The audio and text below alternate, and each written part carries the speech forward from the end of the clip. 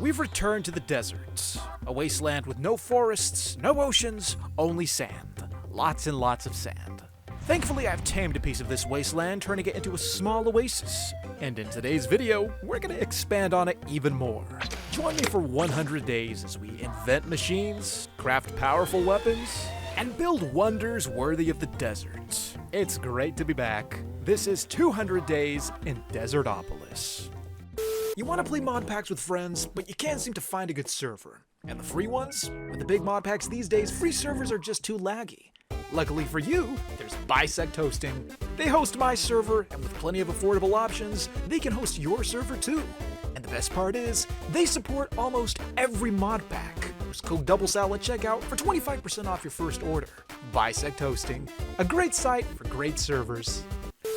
Well, we're back in the wasteland. Thankfully, we have a cozy oasis to call home, our beautiful palace in the desert. Here we've made lots of machines, like this pressure chamber, which can make diamonds. But we accomplished more than that. With a couple pieces of cactus, we created tools, machines, resources like oil. We even made a fuel refinery. We were even able to create life. Although the life did get a little out of hand, but aside from that, we accomplished a ton, finishing off with the nuclear reactor. And now we've entered the Age of the Nether. But yeah, that was the recap, and now let's get into it because we have a lot to do. If you don't recall, the Nether is disabled in this world. So if we want Nether items, we gotta follow this chapter, and the first thing we need is cyanite, which I just so happen to have in my inventory right there, that beautiful blue ingot, cyanite. The first thing I have to do with the cyanite is have it compressed in the squeezer, and I think we're going to need to store this in a fluid tank because it's going to convert it into a fluid. Now, I don't know how much cyanite I'm going to get into the fluid tank. Hopefully a bucket's worth. Maybe not. It is 1 ingot. I think I did it wrong. Yes, I did, because I need a flopper. It's a fluid hopper. Moves fluids from one storage to another. Okay, so we make the bucket, and then you surround the bucket with even more iron, and like that you have a flopper. I'm telling you, it works just like a regular hopper. And there is the cyanite. Okay, so we have 1 bucket of cyanite, perfect, and it doesn't resemble its blue color. I don't know why it looks like milk. We have 2 buckets of cyanite. What do we do with it? We can make 3 things with it. So we can either do the soul sand, and for that we would need to filter sand with cyanite and a mesh. We could also make netherrack. For that, we have to filter stone with cyanite and a mesh. And lastly, skulk. Guessing another mesh is involved, this one with dirt. Let's make some soul sand. Okay, so I scoop that out. This goes here. And now all we need is sand. Now, what are the odds it's going to give us soul sand? I hope it's 100%. And it looks like it is. What we do need to do is collect a lot of sand for our soul sand generation. And on top of that, we need to start collecting dirt so that we can make skulk. I'm going to make myself a diamond shovel and we'll just get to it. I'm not going to lie, I am really happy with the way this came out. And you know what? Maybe we will build a pyramid in this video. I mean, we got a pyramid last time. Oh, you know what? I think that's what we'll make. We'll make a sphinx this time around. We have the sand. We have the mesh, we have the cyanite liquid. Now all we have to do is put this in here. That should be enough to get this going. Honestly, how much soul sand are we going to possibly need? Get the wither skull in no time, and then we'll kill the wither. But I think we're going to have to make a weapon. With the dirt I crafted, I put it in the strainer and waited for it to be converted into skulk blocks. Once I had the skulk, it was time to refine it even further to get those skulk crystals. Then, once I finally had the skull crystals, which were kind of rare, I converted them into a skulk mesh, a more durable variant of what we already had. Then it was time to make wither skulls. So I took the soul sand, put it in the strainer, and waited for the skulls to be sifted out. From there, I had to decide if I wanted to kill the wither or go into the next section, which involved making netherrack and netherite. So we have the soul sand. We have the wither skeleton skull. Do we make a wither? I don't know if I'm well equipped. I feel like my armor should be enchanted. Guess we're gonna have to do it the old-fashioned way. Pow. Enchanting table. So we'll put it right here. I need more books. I'm gonna go steal some from the villagers. Hopefully people of that village are literate and they have bookshelves that I can break. How you doing down there? How's the month in the hole treating you? And look at that. You still trade garbage. You have no books in here. Okay. What does the desert library look like? I know that every village has a library. Well, it seems like there's not a single literate person in this entire desert village because I did not find a single book. Not even a page. What about up here? Come on, there's got to be one book up here. I take back what I said. They do have books. They just stashed them at the very top of a tower where no one can get to them. God, I hate that they spawn in there. I don't know how I prevent them from spawning. I mean, I feel like I placed enough torches, but maybe the light levels aren't high enough. We're barely going to have enough. And like that, we have a max enchantment table. Well, if we're going to fight the Wither, we probably want something good. So let's start with the bow. Unless we can make other weapons. How do you make a minigun? Okay, so to make the minigun, we need cannon barrel. Got it. Compressed ingot, we have. Chest, air canister, easy. And there you have it. The crafting recipe for the minigun. Craft it. Here we go. And then fill it up with some air pressure. Let's see how this looks. This thing is far more impressive than I anticipated. Look at the crosshair on here. Out of ammo, sneak and right click to load. And while that is charging, I think we're going to have to make some ammo now. We have a few options. There's regular, armor-piercing, explosive, freezing, incendiary, and weighted. And some of them are pretty expensive, like this one, which costs 2 diamonds. But before we can make any of the fancy ones, let's just start with the base one. After all, that is what we need to get started. So we need compressed ingots, copper, and gunpowder. We have plenty of gunpowder. I've been stockpiling it. So we have 17. Well, not much of a stockpile, more of a stash. We get 1,000 with this. And let's make 4. And it is done. Perfect. Let's eat some bread, load this gun up, and see what it can do. Oh, it even tells us how much we have. I think we should go test this on a blaze. Only fair, they torture us with their projectiles. Oh my god! Gotta give it some time to charge.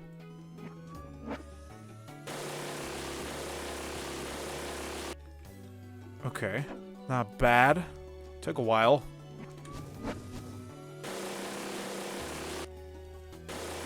So far, it's pretty good. It's not as strong as I thought it'd be. Okay, well, we have the minigun. I think I'm thoroughly satisfied with its ability to do damage, but enough damage, I'm not sure. So, with that being said, I think I'm going to enchant now. Okay, we don't need the best enchantments on this right now, just stuff that'll keep us alive. So, chestplate protection 2. I'll take it. So now we have fully enchanted armor, albeit the enchantments aren't the best. But something is better than nothing. I don't want to get ahead of myself, so let's just go back to doing this. So we have the Skulk, the Echo Shard, the Soul Sand, the Wither Skeleton Skull, and now it's time to automate Netherrack, obtained by using the Strainer. I guess we're going to be able to get Ancient Debris. Geez, 5% chance. Okay, well, we want to make as much netherrack as we can then. Good thing we have a beautifully large supply of stone here. Guess we just put this in here? What is the success rate for getting netherrack? Guess it's kind of low because we didn't get it the first time. So it is a 20% chance. Wow, that is low. Knowing that, I think we're going to have to do some reorganizing here because this one is automatically pumping items into this strainer right here. This one is not. We'll switch it around and we'll make this the stone. Okay, so I finally emptied this entire chest of blackstone. In the time it took me to do all of this, we've only made 16 pieces, 17 now, of netherrack. Although we've only gone through half a stack of stone, so... Because once we automate netherite, we will never have want for any other material. All we're missing is a mesh. Thankfully, I have some echo meshes right here, which we should get a lot of use out of since they have 768 uses. So, with that, we've automated our strainer, although there's some pesky blackstone in there. Don't need that. Now, all we have to do is wait for that to accumulate. In the end, I had to dedicate every strainer to produce netherrack. After all, the netherrack spawn rate was low, and the netherite spawn rate was even lower. This meant that I was going to have to craft even more strainers, which meant I needed more materials like string. Thankfully, someone pointed out that I didn't have to get string from wool. I could actually shear leaves off of trees and make a string substitute. With this substitute, I was able to craft every mesh I needed for all of my brand new strainers. No matter how many strainers I crafted, I still had to fill them with the liquid, that being cyanide. So I had to produce more of this little blue ingot. Cyanide has a very interesting creation process. You gotta get it from yellorium, the yellow metal that we use as our reactor fuel.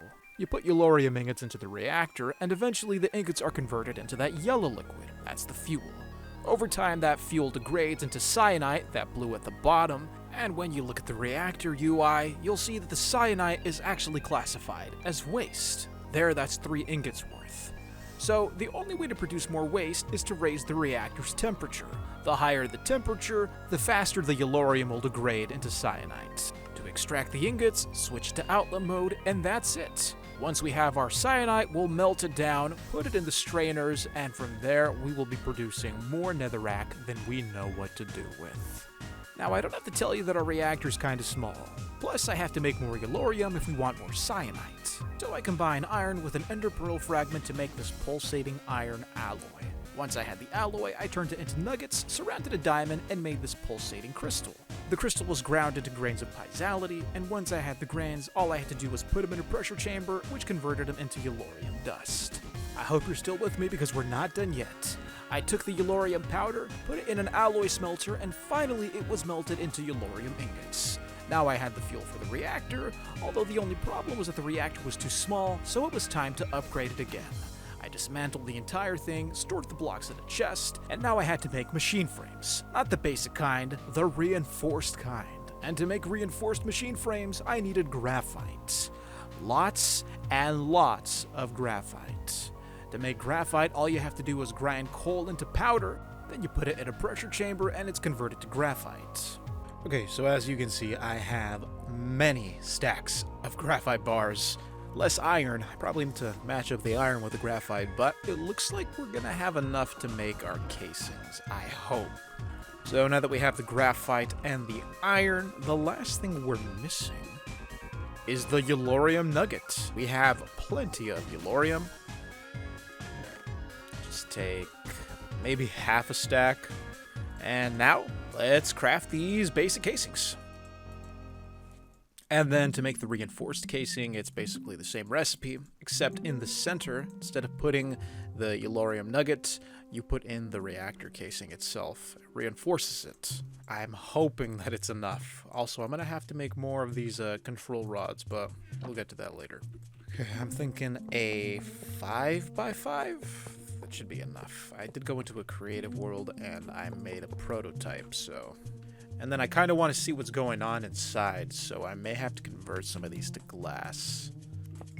Yeah, okay. Guess I'm going to have to go make more. We are set. The only thing left to do is to fill this with the fuel rods, and once the fuel rods are in place, I think we will be set to get this thing started. So this is where the fuel is stored, the yellorium. It's also where our cyanide's going to collect. We'll place the control rods on top. And while these have some fancy names and I couldn't really explain how they actually work with the reactor, all I know is where they're supposed to go. And then at last, we'll just cover this with some glass right here so we can see what's going on, and it's not working. There we go. Okay, the reactor is assembled. You can tell because now it has these little notches on the side, these lines. And now let's add some fuel and hopefully we can get some cyanide from this. Turn it on. As you can see, the power is rising along with the heat. As you can see, the core heat is rising, which means that the higher it is, the faster we'll produce the cyanide. There's the fuel burn-up rate. Basically, we want this number to be as high as possible. I think we've capped it here, though. Now, all we have to do is wait for the waste. Right there, you see it's at 87, 90, counting up to 100 now. Once that gets to 1,000, that's about 1 ingot worth. We'll pull it out, and basically, we gotta do this 15 times. I gotta say, though, this reactor is a little more impressive than the first one we had, and it really fills up the space in this room. The old one was pretty small, and it was kind of wasted in here, but this one belongs. It does seem like a waste to have the power just sit there, though, so I'm gonna take this battery right here in the center of my HUD, siphon off what the reactor's generating. There you can see at the very bottom, a teeny little drop of the waste that we need for cyanite. I think we can have 2 ingots worth already, but we're going for 14, so we'll just let it sit there. So while we're waiting for that, I believe it's time to build the perfect place for our strainers. We're gonna have to make a completely new structure, one that's suitable for all of the straining needs of these machines here. Now, let's go pick a place for it. So I was thinking of placing our new building directly across from the old one. Yeah, we just have to do a little terraforming here. So all I would do is mine this out right here, break down that mountain, and with Vein Miner, it shouldn't be a problem. Okay, let's do that. Let's get started. I've said it before, and I will say it again. Vein Miner is a godsend. With it, I was able to take out most of this mountain in a matter of seconds. In 1 minute, this place was basically gone. The only drawback was that my tools would break pretty quickly, so I was going to have to start enchanting those if I wanted them to last longer. But aside from that, it was getting the job done. Okay, so I finally flattened it out. Took both my shovel and my pickaxe and all of their durability, but it got done. It's a little rough, probably have to fill in a couple of holes, but aside from that, I'd say this is going to be a decent foundation for our build. I'm going to fill the rest of this in, and I will see you when it's finished. I think we're finally set. Just going to place some torches around here. Let's cover up all these dark spots. Don't want any blazes spawning. We know how that gets, especially inside of our house over there. I think we are set. And with that, it was finally time to build the strainer house. Good morning, everyone. It is time to check our cyanide progress, because if we have plenty, then that means that our strainer house will be all the more complete. But yeah, let's check it out. So we have about 7,000 millibuckets of waste, which should equate to 7 ingots. So we're halfway there. Let's check and see how we're doing on the netherrack progress. So we have many stacks of netherrack already. Honestly, I would not be opposed to taking some of it and seeing if we can get some ancient debris. So to get ancient debris, we have to take the netherrack that we've made and filter it through lava. The product is a 5% chance of ancient debris. Wow, that is very low. I thought it'd be a little higher. The lava is going to burn right through my trapdoors. So are you going to burn my stuff? So far, it looks like no. Okay, we're going to proceed. Oh no, it is burning. One thing I want, if we're going to get the most out of this netherrack, is the reinforced output upgrade. With the reinforced output upgrade, I think we raised the spawn rate of the netherite itself. Additional output chance, 60%. All I know is that there is an upgrade that will raise the odds of getting more ancient debris, and if that's the case, then we want that. I'm going to go ahead and swipe the output upgrade from the strainer right here, and we have to upgrade it one more time with diamonds. So we have the reinforced output upgrade. I got a lot of sandstone to work with so far, so we're just going to use what we have for now. We could make another building that mirrors this one. Got a column here, 1, 2, 3, column here. When you build in Minecraft, it's always good to start with an outline. That way you have a feeling of how big this is going to be. I don't think it's going to be as long as the other building, though, but that's okay. No, just because we're doing a similar shape doesn't mean we have to do the exact design. I like that we have this little path in the middle. Maybe we can line it with cactus or plants or something. I think we're going to have to fill in the floor now, and I'm going to repurpose the last of this temple for that, for a couple of reasons. Number one, the resources are just there, and number two, ever since I started collecting from here, it's been an absolute eyesore. Floating block fragments now, so let's put this thing to rest finally and repurpose the remains in the building. So for these columns, we're going to make these red sandstone instead of the normal sandstone. Mind you, I'm not trying to be 100% faithful to Egyptian architecture. This is, after all, a block game, and I'm making a factory. I like the aesthetic, so we're going to go with it. Oh, I really like that, actually. That looks nice. Keep it simple, keep it faithful to the surrounding area. Another inner layer with regular sandstone, followed by a third inner layer of red sandstone again. Perfect. And now to fill in the floor, I think that's where we're going to get the terracotta. I think this should work. Okay, and then for the rest of the floor, I think we're just going to fill it with sandstone. Reason being, it's going to be covered by strainers, so it won't even matter if we do an intricate pattern. To be honest, while strainers, they are useful, they're not the nicest looking blocks. And with that, the floor is finally complete. All we have to do is bring up the walls and we'll be set. Question is, what do we want these walls to look like? Okay, so from what I've seen, ancient Egyptian architecture is very blocky looking, which could work to our advantage. What I saw was that they weren't very big on columns. Well, they kind of were, but not the Romanesque ones. Instead of adding another column on each side, I think I'm going to make like a trapezoid shape, almost. Okay, so here's what I'm going to do. The interior will remain as it is. I'm going to make a wall. The inside will be rectangular. What I do want to do is construct an outer shell, which will be made out of red sandstone. The idea is to have it in the shape of, I think it's called the trapezoid. Don't laugh at me.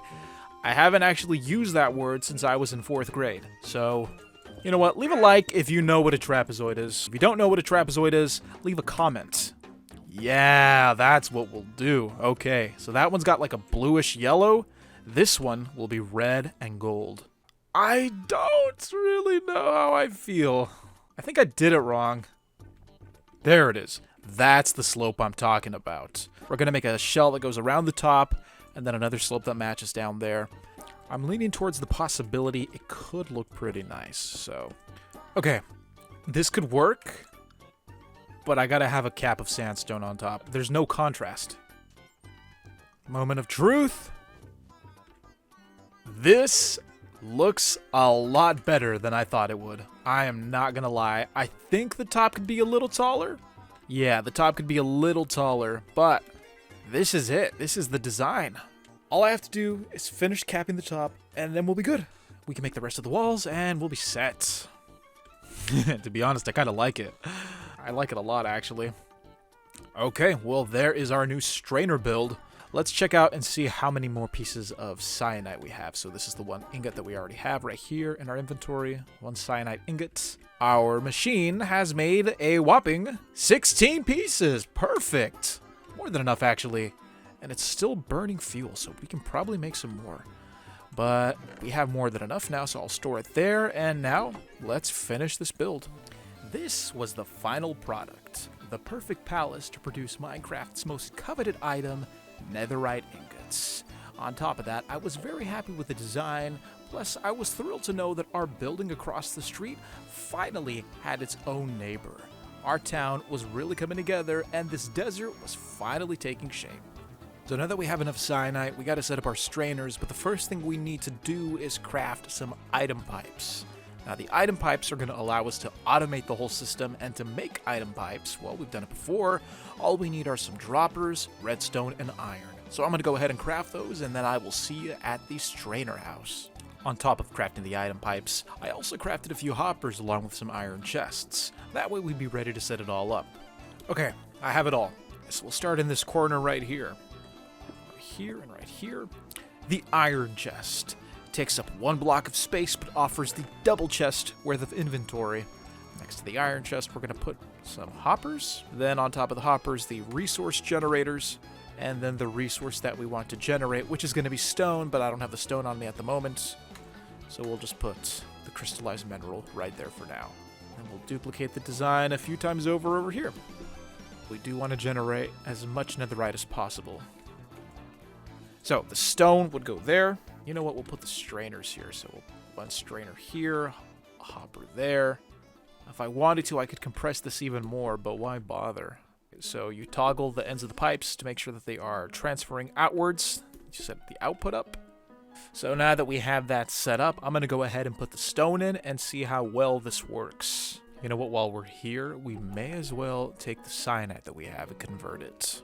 Wow, we have plenty now. Geez, that's way more than we need. I'm just going to crush the cyanide down into the liquid cyanide. Wonder if cyanide is a real thing. Not cyanide, as in the poison. Cyanite. Alright, I'm going to place the stone. Then we'll activate the strainers. By placing the stone on top, I've activated the resource generator, and they should be producing cobblestone, or not cobblestone, at least regular stone. Okay, so as you can see, the stone is going into the strainer, but nothing is happening yet. That's because I have to add the liquid on top and a mesh. The mesh will go in here, and that'll filter the stone, and leaving us with nothing but beautiful netherrack. I'm gonna put the trapdoors right here. That way when I pour the liquid cyanide, it doesn't flow out, making a mess. And now that the trapdoors are up, let's pour the cyanide into the strainers. There's 1, 2, and there's 3. Perfect. So now we have 3 strainers full of cyanide, hoppers accumulating with stone. All we have to do is make the meshes, and I think we'll be set. So once the stone is converted into netherrack, which will appear right here, it's then going to have to be filtered even further. We're going to take that netherrack and convert it into ancient debris. To do that, we need to filter it through another strainer, this time with lava. For those new strainers that's going to filter the netherrack, we're going to put them directly next to ancient debris right here. We'll do 1, 2, 3 right there. Could bury the item pipes underground, but it's too much work and I don't want to waste the resources. This is fine right here. We want to get the most out of these strainers, so we have to craft output upgrades. Basically, this is going to increase the output. That way, instead of getting a 5% chance of ancient debris, it'll be something higher. I'm going to have to craft 6 of these, and then I have to upgrade each one. That's a lot of resources, but hey, ancient debris, it's worth it. Okay, so this is the lowest tier right here. Next, we have to make the sturdy output. For that, instead of copper, we're going to replace it with gold. We've gone through all the gold. Now we're going to upgrade it even more. This time, we're going to make a diamond one. Oh boy, this is getting very expensive. Where are my diamonds? All right, reinforced output. All right, that was very, very expensive. But now we have our outputs, so we're all set. It's time to see how efficient this whole setup is. I mean, I don't know how you could make it any more efficient. Maybe making better upgrades or increasing the spawn rate of the stone by placing something other than mineral on top. All right, so we'll put each upgrade inside of the strainer, and then we'll do the meshes as well. So, as you can see, as soon as I put the mesh in, the strainer gets to work creating the netherrack, although the rate for netherrack is kind of low. So aside from having to change out the meshes regularly, it looks like it's pretty successful. We already have 3 pieces here. This is the lucky machine. These 2 are still working on it.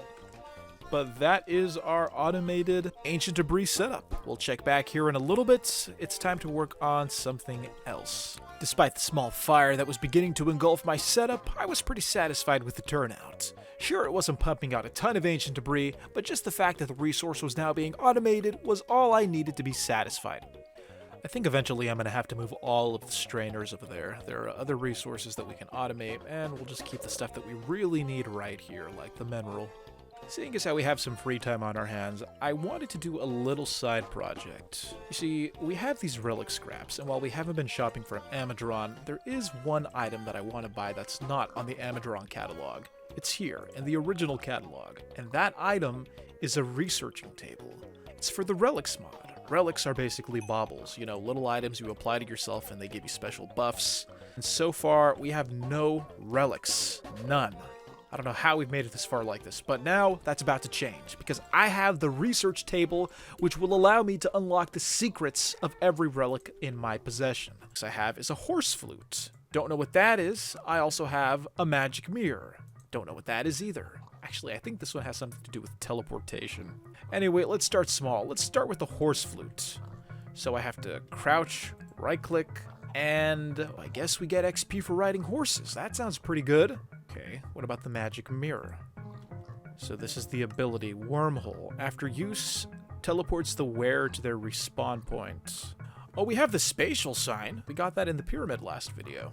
When used, returns the wearer along the route traveled after a certain amount of time. Hold on a minute.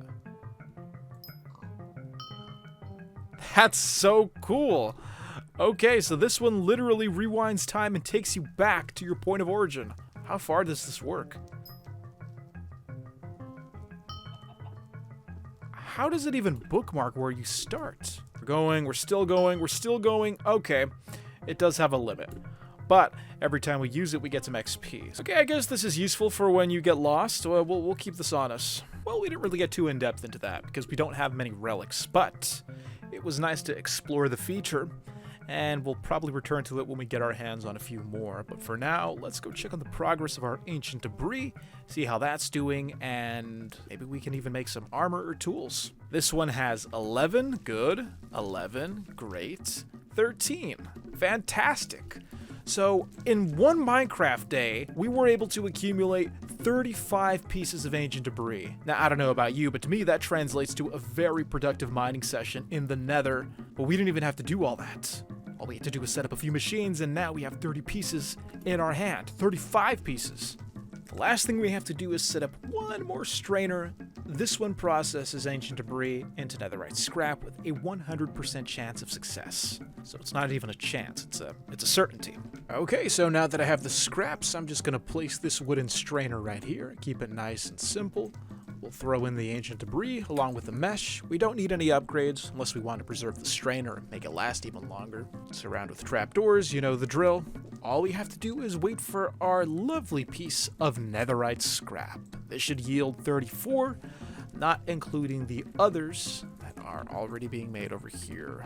60. We are about to have almost a stack of netherite scrap, and it's infinite so long as these machines keep running and so long as we keep swapping out these quartz meshes. But eventually we're going to swap out the quartz meshes for something else.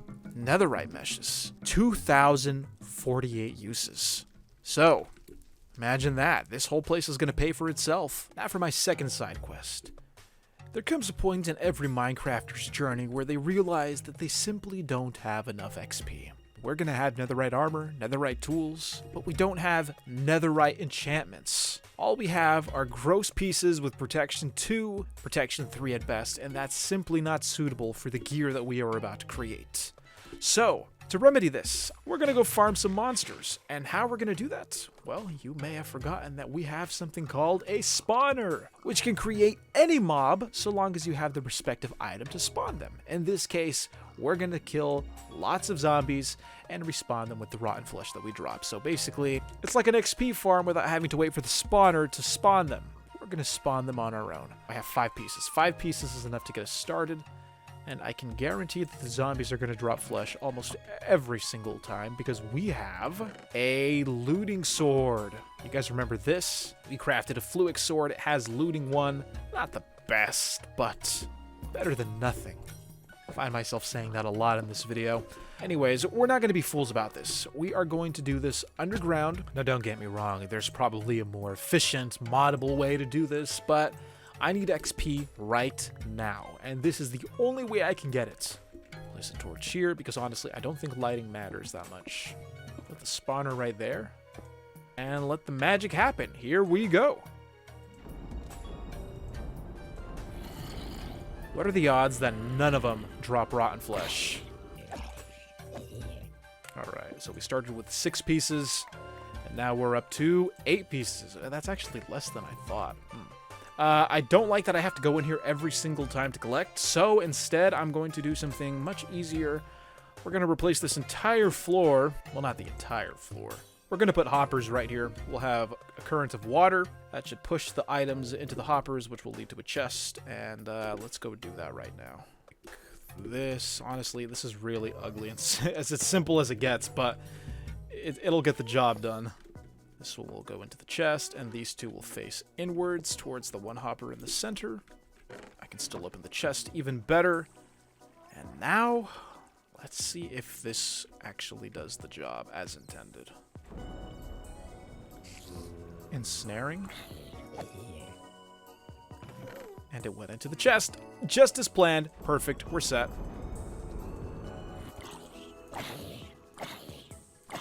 Oh my god, I'm not using the sword. Oh, that's why. Jeez. God, this one is annoying. Exhausting Zombie the Deceiver. You're a real piece of work, aren't you? I think we've almost perfected our setup. There's probably something that we can add to make it just a little bit better. They're not dropping that much XP. I don't understand.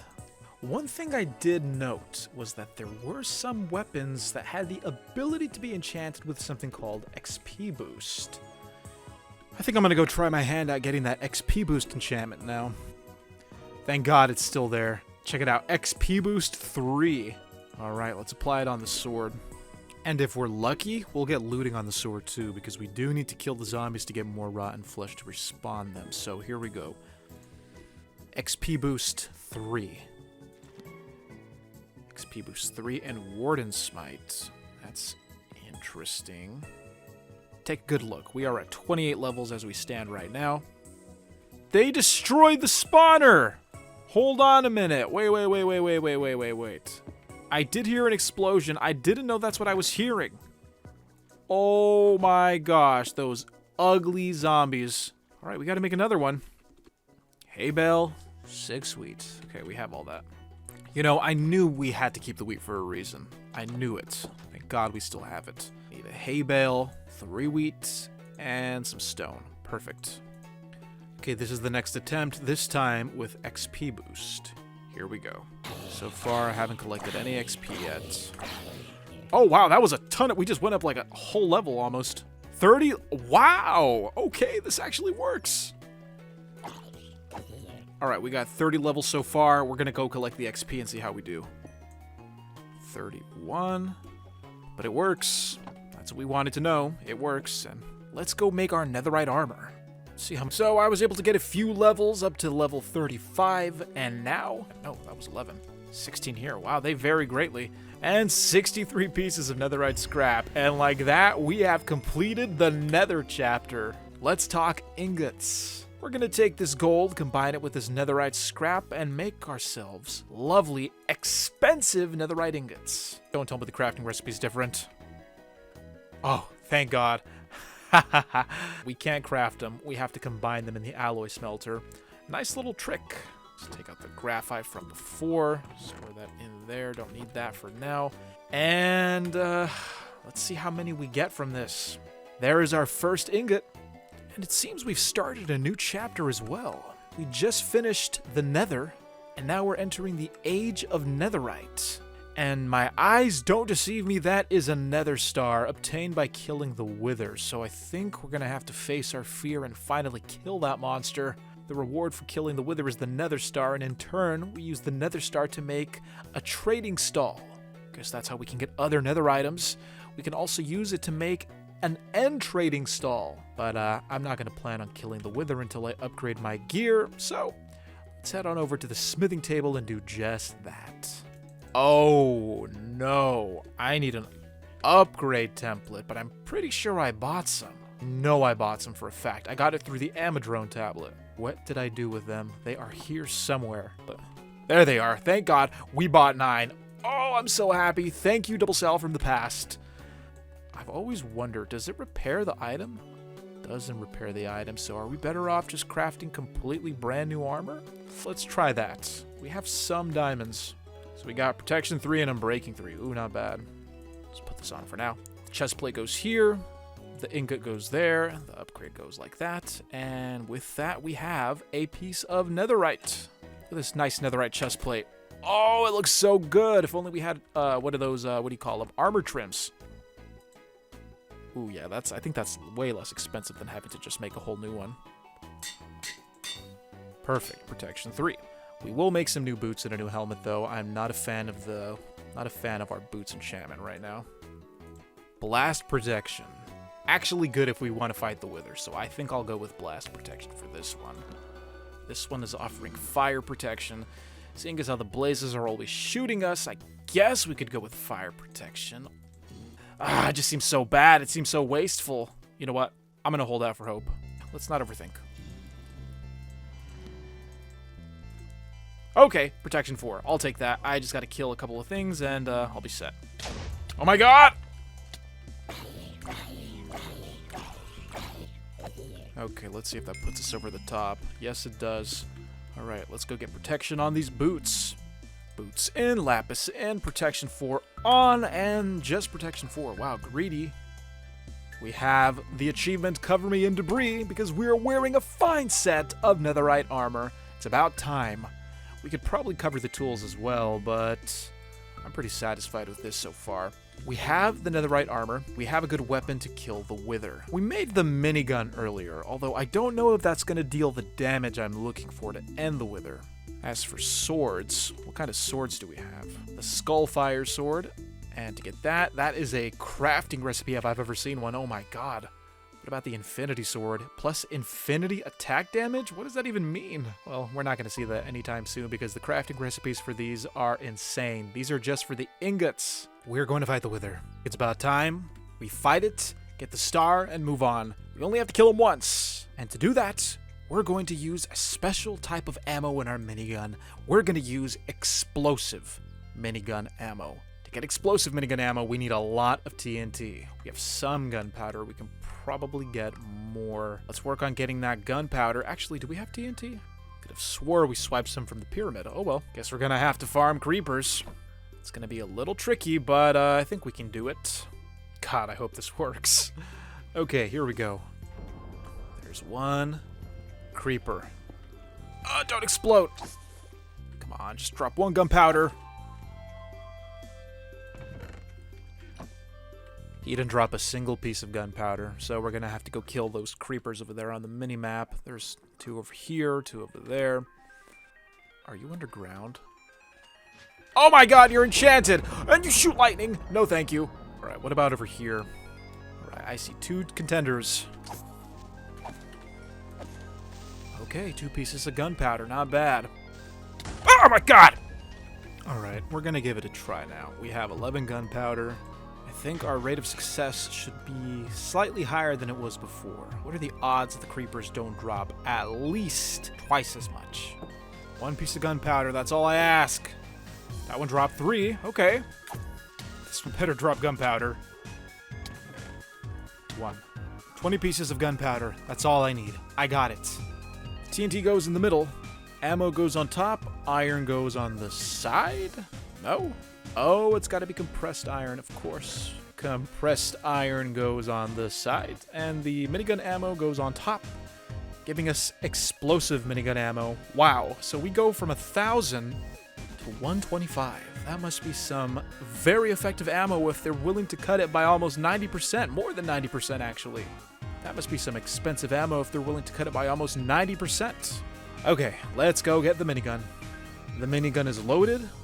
It needs a little more air pressure. That's the one thing I want. I don't want my minigun dying on me. So while that is filling with air pressure, I think I'm gonna go get some apples because, well, golden apples would be pretty helpful in a wither battle, don't you think?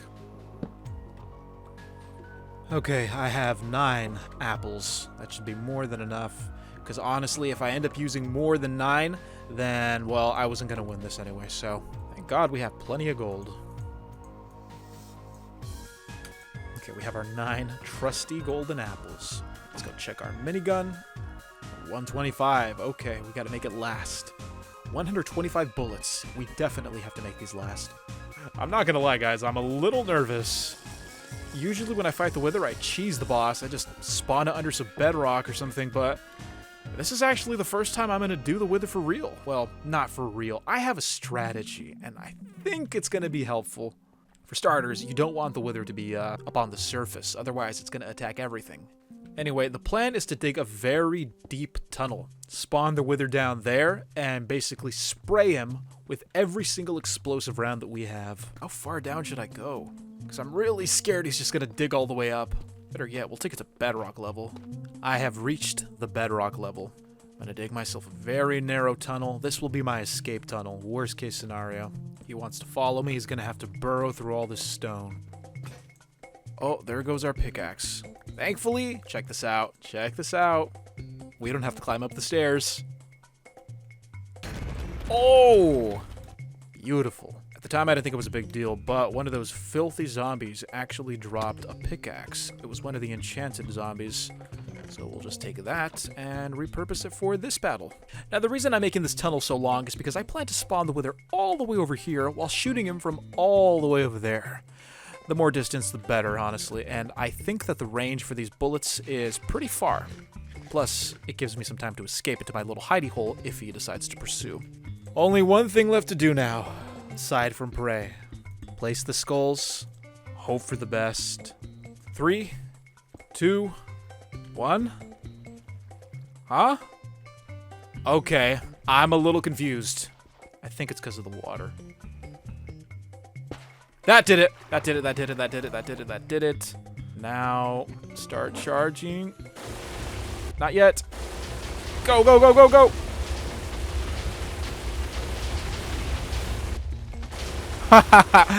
It's working. Uh-oh. I'm out of ammo. Got it, we got it, we got it, we got it. It's dead. It's dead. Oh, we actually did it. Thank you, minigun. And there is the star. We got the star. Thank God we did it, everyone. And because we have the star, we never, ever have to kill the Wither again. Let's look at the aftermath over here and see how we did. So, it looks like he tried to burrow down, and the bedrock blocked him. And he wasn't climbing upwards because he was so focused on us. No, he kind of did climb upwards. Yeah, he did. But the water worked like a charm. The source blocks are gone. What matters is that we have the Nether Star, and with the star, we can duplicate it. And the only way to duplicate this beautiful object is by putting it in the pressure chamber. The pressure chamber somehow is able to multiply this, but we have to combine it with skulls and more soul sand. Thankfully, we have some soul sand, and we have some skulls. Let's get the pressure machine on, and let's see how many we can get from this. Because it costs 4 bars of pressure, I'm only having the air pumped into the pressure chamber. That way we don't have to waste any air on other machines that aren't required at the moment. So as you can see, it's already up to 4 bars of pressure. Okay, it requires 4 soul sand, 3 skulls, and a star. Okay, just like a regular Wither. 1, 2, 3, and then 1, 2, 3, 4. And now we wait. Beautiful. And like that, we've just duplicated the stars. Now we have 2 of them. I'm gonna go for maybe 6 of them, and I will see you when I have them. Eventually, I was able to duplicate up to 13 nether stars, and now that I had them, we could finally craft an expensive item known as the Nether Trading Stall. A stall that allowed us to access nether items for a small fee. But to do that, we had to make some ingredients, like cyan wool. Thankfully, there was a way to get cyan. Got some relic scraps, put them in the catalog, and bought something called cyan dye. Sound familiar? Netherrack on the bottom, stars on the side, blackstone in the middle, carpet on top, and with that, a nether trading stall. I'm just gonna place this right here, and it looks like they sell a few items. Look at that! All of this better be on sale. I think it requires a villager to use, though. To use it, I think we're gonna need a villager. It's kinda useless for now. Let's put together the end one now. Same thing for that one, except it has to be sandstone and magenta carpet. Okay. Alright, let's go ahead and dye this magenta wool, craft some carpet. Did I say woo? I meant wool. Emphasis on the L, wool. I don't know what it is. I find it hard to enunciate words when I'm wearing a headset. Probably because I can't hear myself all that well, so it's just a testament to how poor my headset is. Probably time to get a new one. Magenta on top, 2 stars on the side. Take a good look at it. There it is, the end trading stall. This one sells purple blocks and rods, diamonds, dragon's breath. All I have to do is go take a couple of villagers, bring them here. Easier said than done, but I think I have a way. One of the first things I did was grab myself a water bucket. The plan was to take a villager, put him in a boat, and bring him back to the base. Now, I had to be quick about this because the villagers were getting themselves into trouble. Thankfully, I had set one aside just for this purpose. The villager from the last video, who refused to offer me good trades. Well, now he was finally free and ready to fulfill his purpose in life, becoming my nether trader. As soon as I put him in a boat, I began the slow, agonizing journey across the desert, until I finally came across my first obstacle, a small hill, which I thought I could overcome with a bucket of water. Now, usually I'm able to swim up these things, but then I figured, I guess that's just a bedrock feature, because here in this world, it wasn't working. So I had to go to plan B, make a villager. Now, how do you make a villager? Well, I'll tell you. But first, I had to put this guy in a nice little safety barrier, because I'm not evil. I'm not just going to leave him in the desert to fend for himself without defenses. So once I took care of that, I went back to the base. Now, you're probably wondering how you can make a villager. Well, you spawn one with the summoning block. But to do that, we need emeralds. And well, I am fresh out of emeralds. Thankfully, there is a way to acquire some. Now, aside from mining, the way to get emeralds is by taking grains of piezoality and smelting them. Now, just a little refresher, to get grains of piezoality, you have to craft an item called the pulsating crystal. And the only way to make that item is by taking pulsating alloy nuggets and surrounding a diamond with them. Once you have the diamond surrounded, you get the crystal. Then you gotta grind it up. So I made the crystal, put them in the sag mill where they were ground up into grains of piezoality. Now that I had the grains, all that was left to do was to smelt them into the emeralds themselves. So I took the grains, put them in a furnace, got my emeralds, and crafted an emerald block. With the emerald block, I was one step closer to getting my villager. All that remained was finding a place where I would house him, so I decided to make a nice little hole in the wall. There he'd be nice and safe from all of the dangers of this desert world. Got the emerald block, placed the summoning block on top, and summoned the villager. Now, this guy was a little more trouble than he was worth. In his first minute of life, he tried to escape my house, so this was going to be a problem. I had to trap him inside, but he still wasn't cooperating. He wanted to go everywhere except the dedicated spot I had crafted for him. He went to the backyard, mingled with the sheep, then he decided to pull a little stunt by running around my house. So I had to entice him to go to a spot. You know the drill. Thank you. Was that so hard? Look, he even got a cool hat. Relic scraps for netherrack and nylium. I think that's how you say that. Now we just have to get your buddy. Look how quickly he tried to escape. Are you serious? That guy sprinted. Why do you want to leave so badly? No, you get back. And like that, we have an end trader. Perfect. Why are they running around so much? What's causing them to panic? End trader. So you trade end stone and purple blocks. Let's clean up this mess and trade so that they can calm down and acclimate to their new home. So far, we've crafted another trading stall and an end trading stall. The last thing we have to do is get end stone. Can be traded with end traders. So let's give this guy a click, buy some end stone off of him, and now we have completed the chapter Age of Netherite. That was a very productive chapter. We made a full set of armor, killed a wither, got some interdimensional traders. Good progress. It's time to move on to the final section of chapters. This one is called Ender What, and we begin with the chapter End Steel. End Steel is where things go off the deep end, because from there we're going to craft compressed crafting tables, then double compressed crafting tables, then the ultimate crafting table. And if you don't know what that means, look, even the Modpack creator knew what that meant. Look at what you make with an ultimate crafting table. With an ultimate crafting table, you start crafting stuff like this, and then stuff like this, and then stuff like this. It gets very complicated, very expensive, and very overwhelming really quickly. So, an alloy of end stone, dark steel, and obsidian. So, to make it, we have to combine end stone, dark steel, and obsidian, and with it, we're going to make ourselves a compressed crafting table. Aside from that, I don't know if it has any other applications. Oh, it definitely does. Okay, well, we'll make a few. Let's buy a few of these blocks and get started. I think he's out of stock. No, we're out of money. Okay, understandable. So we have the end stone. Next, we got to get some obsidian, which I believe I have right there. And then we need dark steel. Do we have dark steel? Yes, we do. How convenient. Okay, we'll put the dark steel, obsidian, and the end stone, and now we just have to wait. This thing is running out of power. Wow. And with that, we have our first end steel ingot. Although we're out of power, so we're probably gonna go get more. Thankfully, I have this nice battery fully charged, so that should remedy that problem. Just place this right here, connect them with a wire, toggle it so that it funnels power into the machine, and like that we are automating more end steel. So I'm gonna wait for all of that to cook, and I will see you when it's done. I ran out of obsidian. I thought I was gonna run out. So we have 10 end steel ingots, and the first thing we want to craft is something called a compressed crafting table. Bunch of crafting tables combined into one big crafting table. To do that, we need 4 regular ones plus a stone crafting table, which is made out of stone bricks. How many of these are we going to need? Oh, we're going to need a lot. Our goal is to make as many crafting tables right now as possible. Okay, we have 48 stone crafting tables.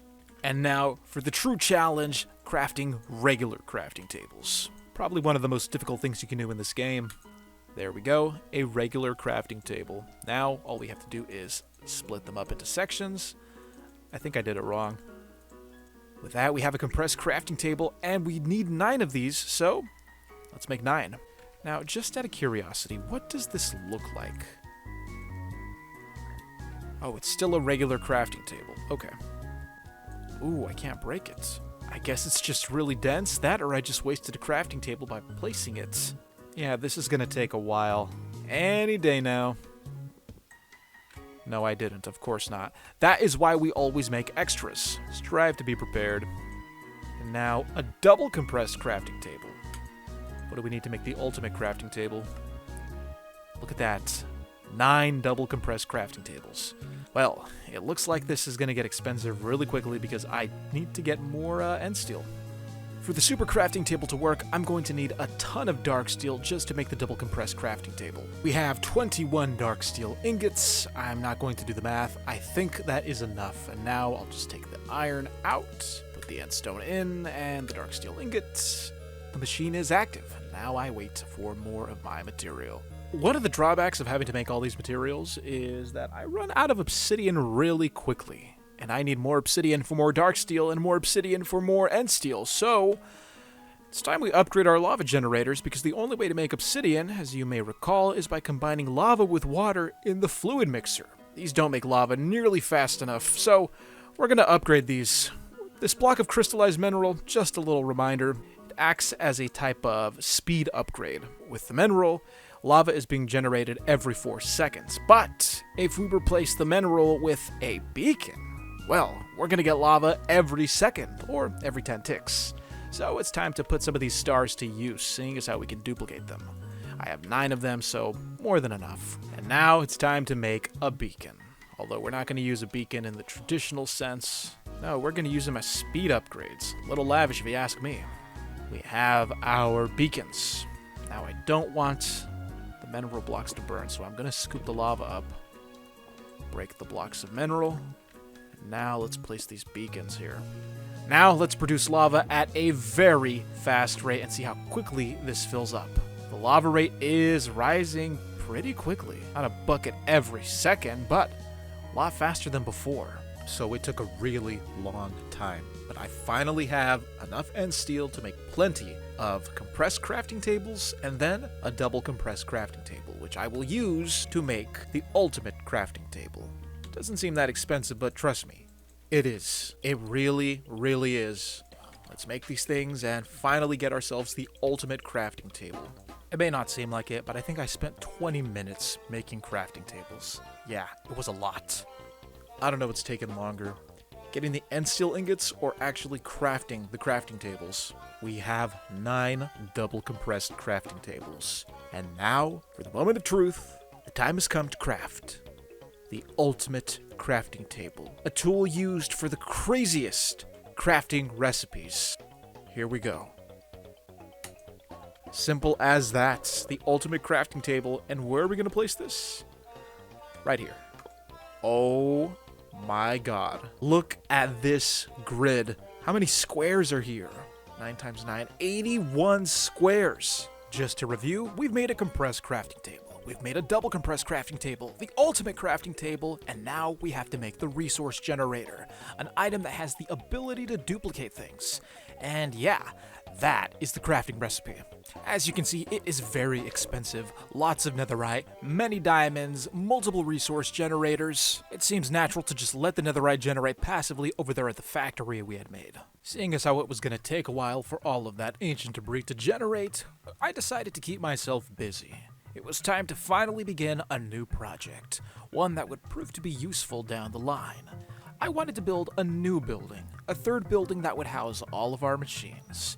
The question was, where did I want to build it, and what did I want this to look like?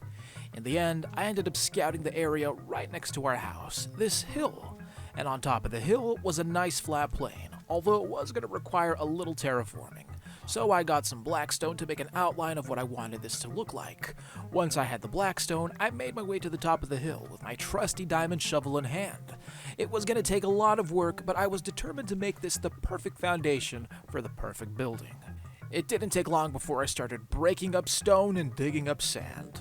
Now, I'm sure you can imagine that I had a ton of sand in my inventory. So I was going to repurpose the items that I broke up and turn them into sandstone. Hopefully the sandstone would be useful in this construction project. I crafted the sandstone into slabs, and from there, I began construction on a path, one that would lead to our brand new building. On top of that, I was going to utilize the sandstone slabs to make myself a ramp, one that would lead to the top of the hill where the new building was going to be placed.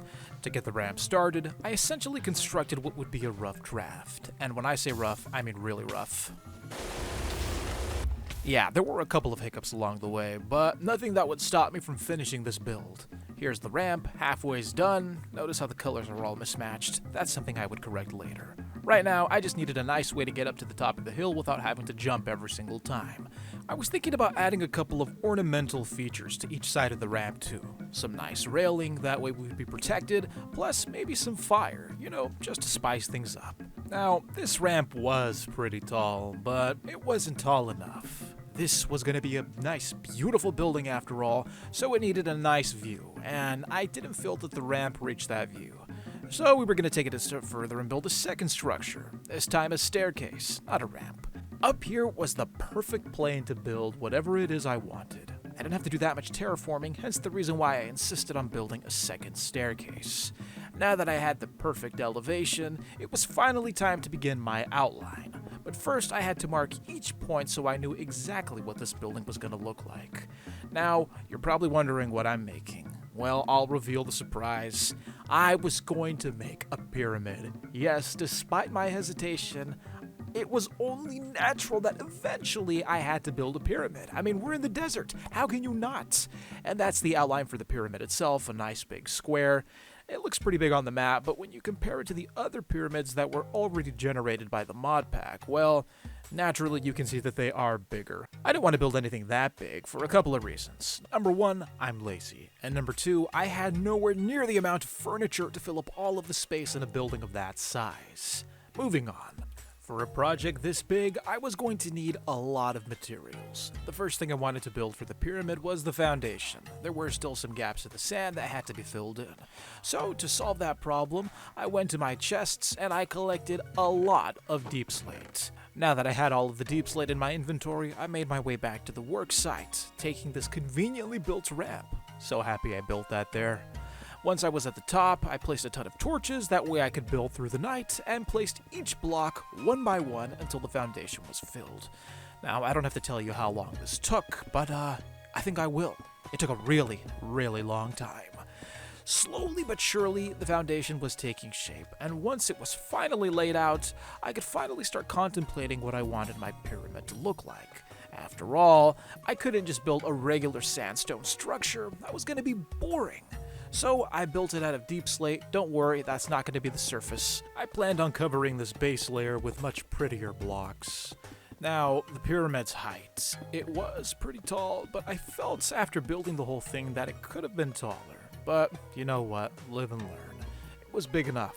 And now that I had a rough foundation, it was finally time to design this into something a little more ornate, something more regal for our purposes. What did I want this to look like? Well, for starters, I knew that I needed a front door. How else would I get in? I decided to coat the pyramid in a layer of black stone.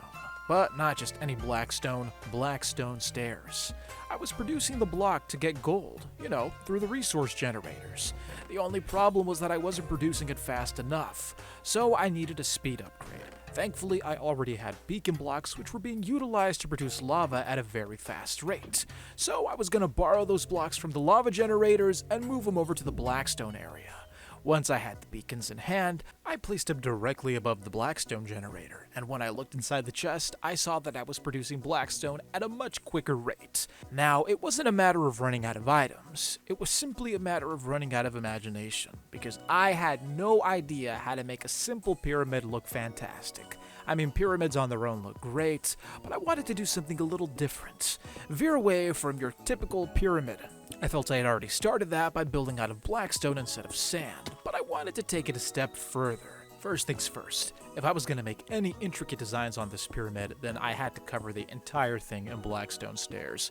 Once I had that base layer complete, then it would be time to move on to the more intricate details. There was also the issue of addressing the interior design of this pyramid. This is actually the first time you see the inside of this building, and just as you imagined, it is a giant empty husk. There's nothing in here, and what I'd put in here, well, that was still being decided. After all, filling up so much space with so little is, well, a little difficult to do. Now, the next question, did I want this to look like a old pyramid or a futuristic pyramid? It's gonna be so disappointing if this doesn't look nice. Putting a lot of thought into this, so fingers crossed it comes out well.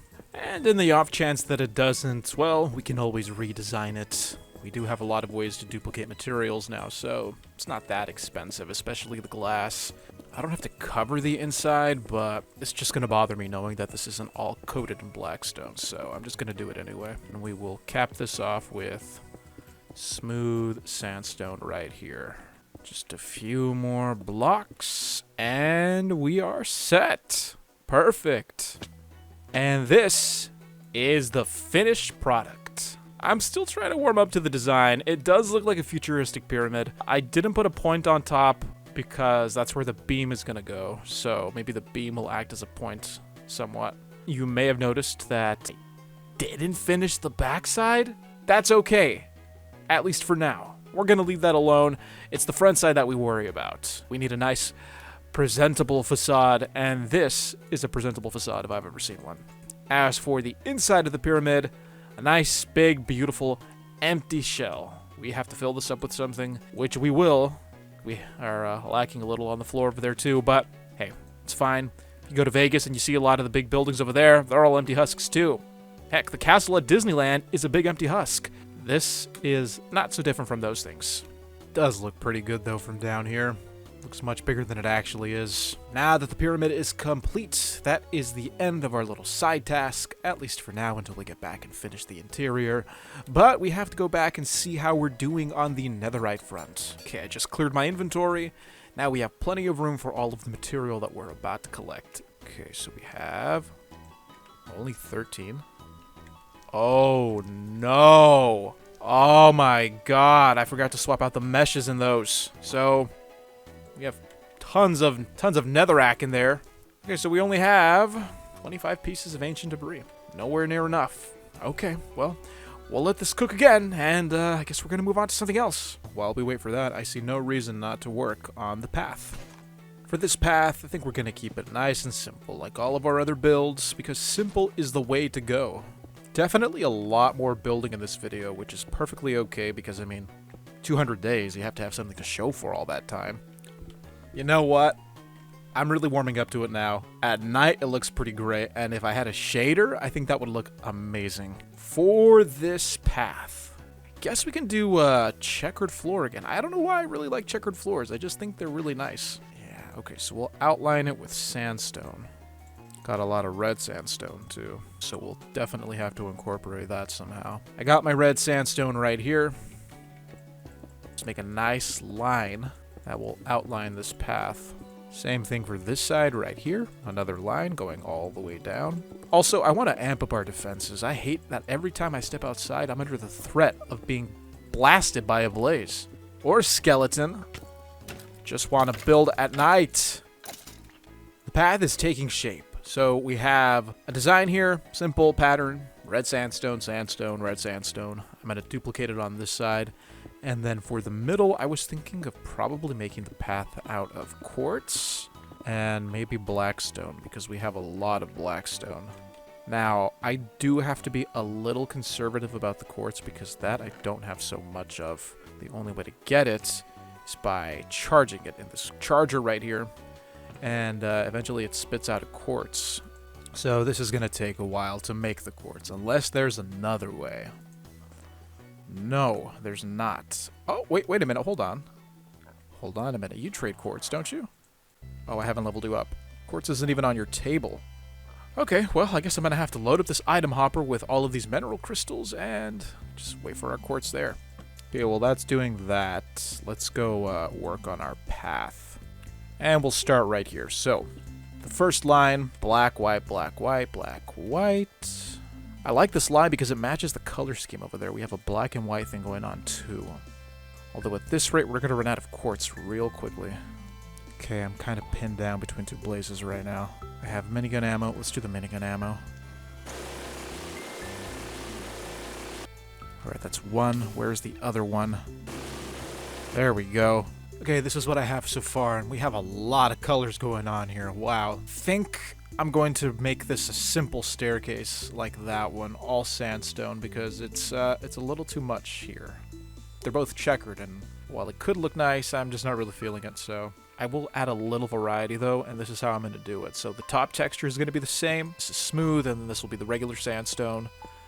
That way we'll have a little variation and it won't be so plain. Alright, let's back up and see how that looks. Not bad. So it is bothering me that this is longer than that. So guess we'll fix that real quick by bringing this out more. Oh, that's much better. There we go. Alright, I'm going to go check on the netherite while the quartz is still being made. Hopefully we have some ancient debris in here now. Okay, that's more like it. 28, 19, 64. It seems like we're bottlenecking on a lot of projects. I can't finish this because the quartz is being made. I can't work on the ultimate crafting table because the netherite's being made. So I'm going to take control into my own hands and work on something that can be finished now. That is this path. This path, while useful, is very ugly. I want to make a nice railing on the side, flanked by some bowls of fire, so I'm going to go ahead and do that. And there's nothing that can stop me there, because everything I need is right here. All the sandstone in the world. The only thing that can hinder my progress is inventory space, which can easily be remedied by dumping junk, like this. Okay, I think this should be enough to get me started. This nice row of sandstone up here. What do I want this to look like? I have an idea. Well, let's start simple. Let's just give it an outline. This is all going to have to go. You know what? We'll just extend this all the way. I'm going to start building walls because I'm sick of those blazes. So what I have so far is somewhat in line with what I want to make. Left side done. Let's do the right side. Oh, look at that. Guess we're going to have to pause because the fire is coming. How am I missing? You see the bullets are going into the creature. You guys see the vision? I think you see the vision. I think you do. Stonecutter. Don't fail me. I think we'll raise it up 2.5 blocks. I have the slabs because I want to make it slope gradually. Let's see how that looks. It's not a slope. It's what do you call this? An incline? Okay, so instead of fire pits, we're just going to go with a nice row of flame right here. I contemplated the fire pit, but then when I went with this incline, this nice, smooth, clean incline, I thought, you know what? Let's just go with straight fire. How does this look? It looks pretty good. I wonder if the fire increases the blaze spawn rate. Or am I just thinking like RL craft? It's probably just an RL craft. In RL craft, certain blocks will increase the spawn rate of enemies. So if you have fire, you'll probably spawn like fire monsters. Not blazes, but fire monsters. Alright, so here's what it looks like from up here. Gotta say, it doesn't look half bad. We're protected by some walls now, although the blazes, if they're high enough, they can still shoot. And you know what? I don't think we're safe at all. Now that I look at it, we're completely exposed because we're surrounded by hills. So much for that. But yeah, at least we won't have to worry about husks or creepers or spiders. Just the blazes. As a matter of fact, I hear one. Where is it? I think it's under the stairs. But this is what we have so far. Let me know what you guys think in the comments. This is not the final product, by the way. We are getting there, but I think it looks great so far. Okay, so far I've collected 64 netherite scrap along with a stack of 27. We're going to cook them up, make them into ingots. And then with the ingots, well, we're going to make a little investment in our future right now because our meshes keep breaking. They break faster than we can make netherite, so. And here's what I'm going to do. Take the netherite ingots. We have 26 ingots. We're going to turn them into meshes. These meshes have over 2,000 uses. 2,048, actually. And we need 4. 1, 2, 3, and 4. Okay, we'll take the rest of the ingots. With these meshes, we should be set. Because these meshes over here, they keep breaking.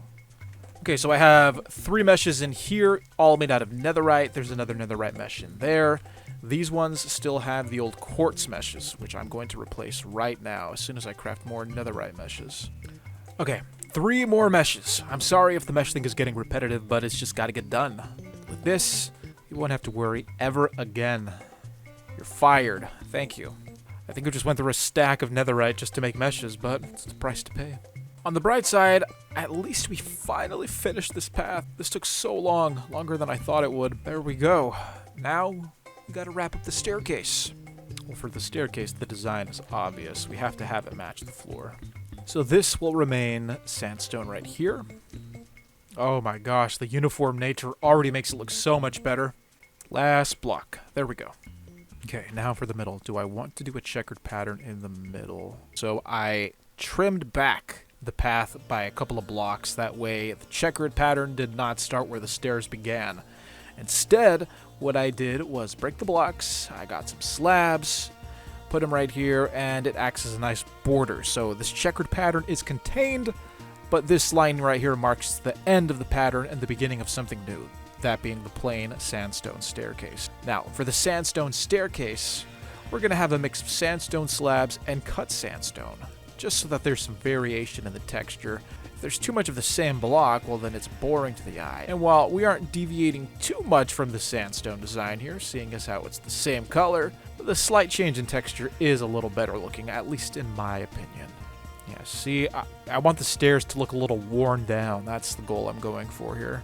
This path is finished, so are the stairs. Let's just walk up there so you can have a look and see how this looks. Pretty standard stuff here. I even finished the staircase up here with more sandstone. Extended the fire so it goes up that way, and then over here, this is the view from the very top. And of course, our beautiful pyramid. Okay, by this point, I'm pretty sure we should have enough netherite to make the crafting table. We need 1, 2, 3, 4, a little more than 30 netherite ingots. How many do we have over here? Ancient debris, at least. Oh, that is a lot. Each one has over a stack. Well, this one has 44. This one is lacking. What the? We'll take this hopper, because this is definitely getting full. So I'll take the hopper, place it right here. Break this trap door because I need to put the chest there. And then in the chest, all of the ancient debris. Have you ever seen so much ancient debris in such a small amount of time? These things really are miracle workers right here. We have 60. Let's start processing this so we can make the ultimate resource generator. So we're going to need a lot more gold. Thankfully, we have this on overtime. Hopefully, we'll have enough. We need around the range of 30, a little more than 30. Okay, so a stack of each gives us 15. Right on time. One more stack, and I think we'll be set. I hope we'll be set. Fingers crossed, and then we'll have our resource generator. With a resource generator, who knows what we're going to be able to make with this. Okay, so while that's cooking up, let's do one of the more annoying crafting recipes, making the small resource generators. So we need cobblestone, lava, and water.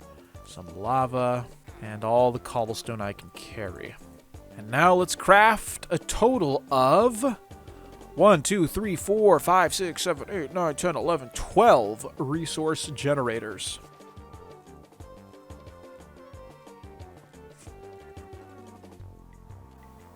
Am I impatient, or is it just taking a really long time to do this? Okay, done. We have 12. Thank God. We're done. 12 resource generators. So I don't have any more relic scraps, but I did discover that you can duplicate end stone. How? By combining it with a different type of stone. So I hope there is one block of end stone in here. There's not. Did we actually use every single block? Do I actually have to pay you again? 16 relic scraps? Okay, we have 13. Oh my gosh, we have to scrummage around for 3 more. Yeah, we're gonna have to sell some stuff and earn it. It's fine. I don't mind conducting a little commerce. Check out the good old Amadron tablet. What can we sell? Okay, we can sell 3 buckets. Okay, I guess we're selling fuel. Oh wait, there's a new offer. 2 blaze rods will give us 4 relic scraps. Okay, that I know we have an abundance of. Just put them in this chest. And now we sell. I'm so happy we got to use this again. I love this feature. Look at him go. There he goes with the blaze rods, and his little buddy's gonna come back right now with our money. There it is. Thank you so much, kind friend. We have our relic scraps, and now I think we have enough to buy our end stone. End stone in our possession. There's only one thing left to do. Duplicate it. Oh, it worked. Guess we didn't have to pay all that money. Although I am going to have to stand here and restock the end stone. Unless I have an idea. Let's go fetch some item pipes.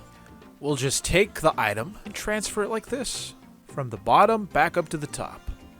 It is working. Look how it's cycling through on its own. Oh, that's beautiful. Now, I'm not going to lie. This thing is taking a little long.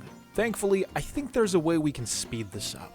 You see this basic capacitor? Well, it's one of three. The basic capacitor, and then you have the double layer capacitor, a better version of the first one, and we can make it right now. All we have to do is make 2 basic capacitors and then combine them with 2 energetic alloys and some powdered coal. Energetic alloys are pretty easy to make. So let's start with the basic capacitor. 2 grains of infinity, 4 gold nuggets, and a copper ingot. I know we have grains of infinity here somewhere. Some copper and gold nuggets. We'll make 4 of these. And then the grains of infinity at the end. 1, 2, 3, 4. Oh, I'm so happy they stack. Okay, we don't need the grains anymore. I don't think we need the gold anymore either. Next is the double capacitor. Double layer capacitor. Okay, 1, 2. 2 alloys right there. A second powdered coal. Now we have 2 double layer capacitors. But we're going to take it even further. We're going to make an octadic capacitor. I think that's how you say that. Octadic. For that, we need vibrant alloy, 2 double layer capacitors, which I have, and a glowstone block. So let's make the vibrant alloy first. To do that, we are going to need ender pearl fragments, which I believe we have here somewhere. We'll take 1 ender pearl, take care of the glowstone block. We're going to make a brand new alloy today. Fuse it together with the ender pearl fragment, the energetic alloy, the pearl fragment, and like that, we have a vibrant alloy. We need 2 of them. Now that we have the brand new vibrant alloy, let's craft it with the items that we have in our inventory to make the octadic capacitor, base modifier 3. We're going to do a comparison before and after. So we'll take some deep slate right here, put it inside of the machine. It's pretty fast. 1, 2, 3, 4, 5, 6. 6 seconds to process. Now let's try with the new capacitor. Well, as you can see, that is much faster. Wow. So this is giving us a stack in less than a minute. So here's what I'm going to do so I don't have to always restock the thing. I'm going to place a hopper right there. Hopefully the deep slate funnels in automatically. That it does. Okay, good. So like that, all we have to do is just stand here and collect. Okay, we have everything we need now. End stone, dark steel, obsidian, make me a stack. Look at that. I'm still super impressed by the speed of this new capacitor. This thing is just speed running through the whole smelting process. Alright, so I'm out of wood. I'm going to have to chop down a ton of trees right now. See how many we can grow in this little space right here. And one by one, they all come down. You know what? I should just grow them side by side. Well, looks like it works. Ooh, look at that chunk of durability that my axe took. Okay, time for the fun process of making crafting tables again. Earlier, I did myself a favor and crafted almost 2,000 stone crafting tables. So we're going to put them to use. I think that was very expensive. Oh my goodness, we need a lot of crafting tables. We also need an ultimate crafting table. That's expensive. And now we need to craft the last 4. Did I go through all the wood again? Oh my gosh. Okay, back to chopping down more trees. If this doesn't break my axe, I don't even know what to say. No, it didn't. This should be enough. I think we have more than enough now. Now, earlier I said that this was the hardest part, making the crafting tables. I was obviously joking. I think I'm beginning to take back that sentiment. This is actually, it's not difficult, but it's annoying. It just takes so long. So many resources. I'm being a whiner. I'm complaining too much, but come on. I've gone through hundreds of crafting tables. The last and final thing I have to do for the ultimate crafting table is surround it with hoppers. We need an ultimate auto crafting table. Hoppers all around a regular ultimate crafting table. So, not the most difficult thing in the world to do, but one last little step. See what this resource generator can do. It better produce everything. Alright, here we go. In a circle, put that in the middle. Bam, we're done. We have the ultimate auto crafting table. I'd place this down to see what it looks like, but I fear that if I place it down, I won't be able to break it. It took so long, but we are about to craft the resource generator. It has the ability to duplicate some items. I don't like how it says some. Look at all those items we have to do. I just want to have the satisfaction of dragging all of the netherite. Look at this. Isn't that the most satisfying thing you've ever seen? There it is. The resource generator. Now, it's ours. And like that, we've completed the chapter End Steel. we now have a resource generator. A powerful block, at least I assume it's powerful. Let's take a look and see what it has in store for us. Actually, before I place it, because I'm really scared to place it down and not be able to pick it back up again, let's look at the next chapter called Neutron Collector. For the chapter Neutron Collector, pretty straightforward, we have to start by making a diamond lattice, crafted using a lot of diamonds. Here's hoping that the resource generator can duplicate those diamonds, though I doubt it. So we need a diamond mesh, which takes 4 diamonds. And for a diamond lattice, it looks like we need 8 diamond meshes. That's a lot of diamonds. Plus some end steel bars. Okay, well, I'm going to place this right here. And now, it doesn't duplicate it. Do you duplicate iron? No. Do you duplicate end steel? No. Do you duplicate wood? No. Quartz? No. Sand? No. What exactly do you do? What are you... I don't know. I don't know what the point of this was. It duplicates something called a record fragment. What does this even do? This is used to make infinity catalysts. We're also making like black holes or something? We made it. It doesn't duplicate anything that I wanted it to duplicate, but what are you gonna do? Okay, so before we get into all of that extra stuff with the diamond lattice, I came to go check on the netherite production. Look at all of this ancient debris. I can't even fit it in the inventory, but it's a lot. These meshes, they really paid for themselves. We have 1, 2, 3, 4, 5, 6, 7, 8, 9, 10 stacks of ancient debris. Almost 3 stacks of netherite scraps. We are good on the netherite front. What we're not so good on is the coal front. Believe it or not, we are not making coal nearly as fast enough as I'd want. Reason being, we are capped by our ability to generate fuel. That's right. We need more fuel, or at least a more efficient way of processing it, because this setup right here, it's not cutting it. This whole little fluid mixer deal, it's too messy. It's not refined as much as I'd like it to be. So I think we're going to have to rework this whole thing, because for the diamonds, the only reason I want coal is to make diamonds. We need lots of diamonds for this diamond lattice. It takes 8 blocks of coal to make 1 diamond. And to make a diamond lattice, it takes 5 diamonds. For our crafting recipe, we need 8. So what's 8 times 5? That's 40. That's 40 diamonds. And these diamond lattices, well, looks like we're going to use them extensively. Anyways, so yeah, we have to automate diamonds quickly. So I think the time has finally come to relocate our base of operations. While this one room has served us well, it's simply too crammed in here.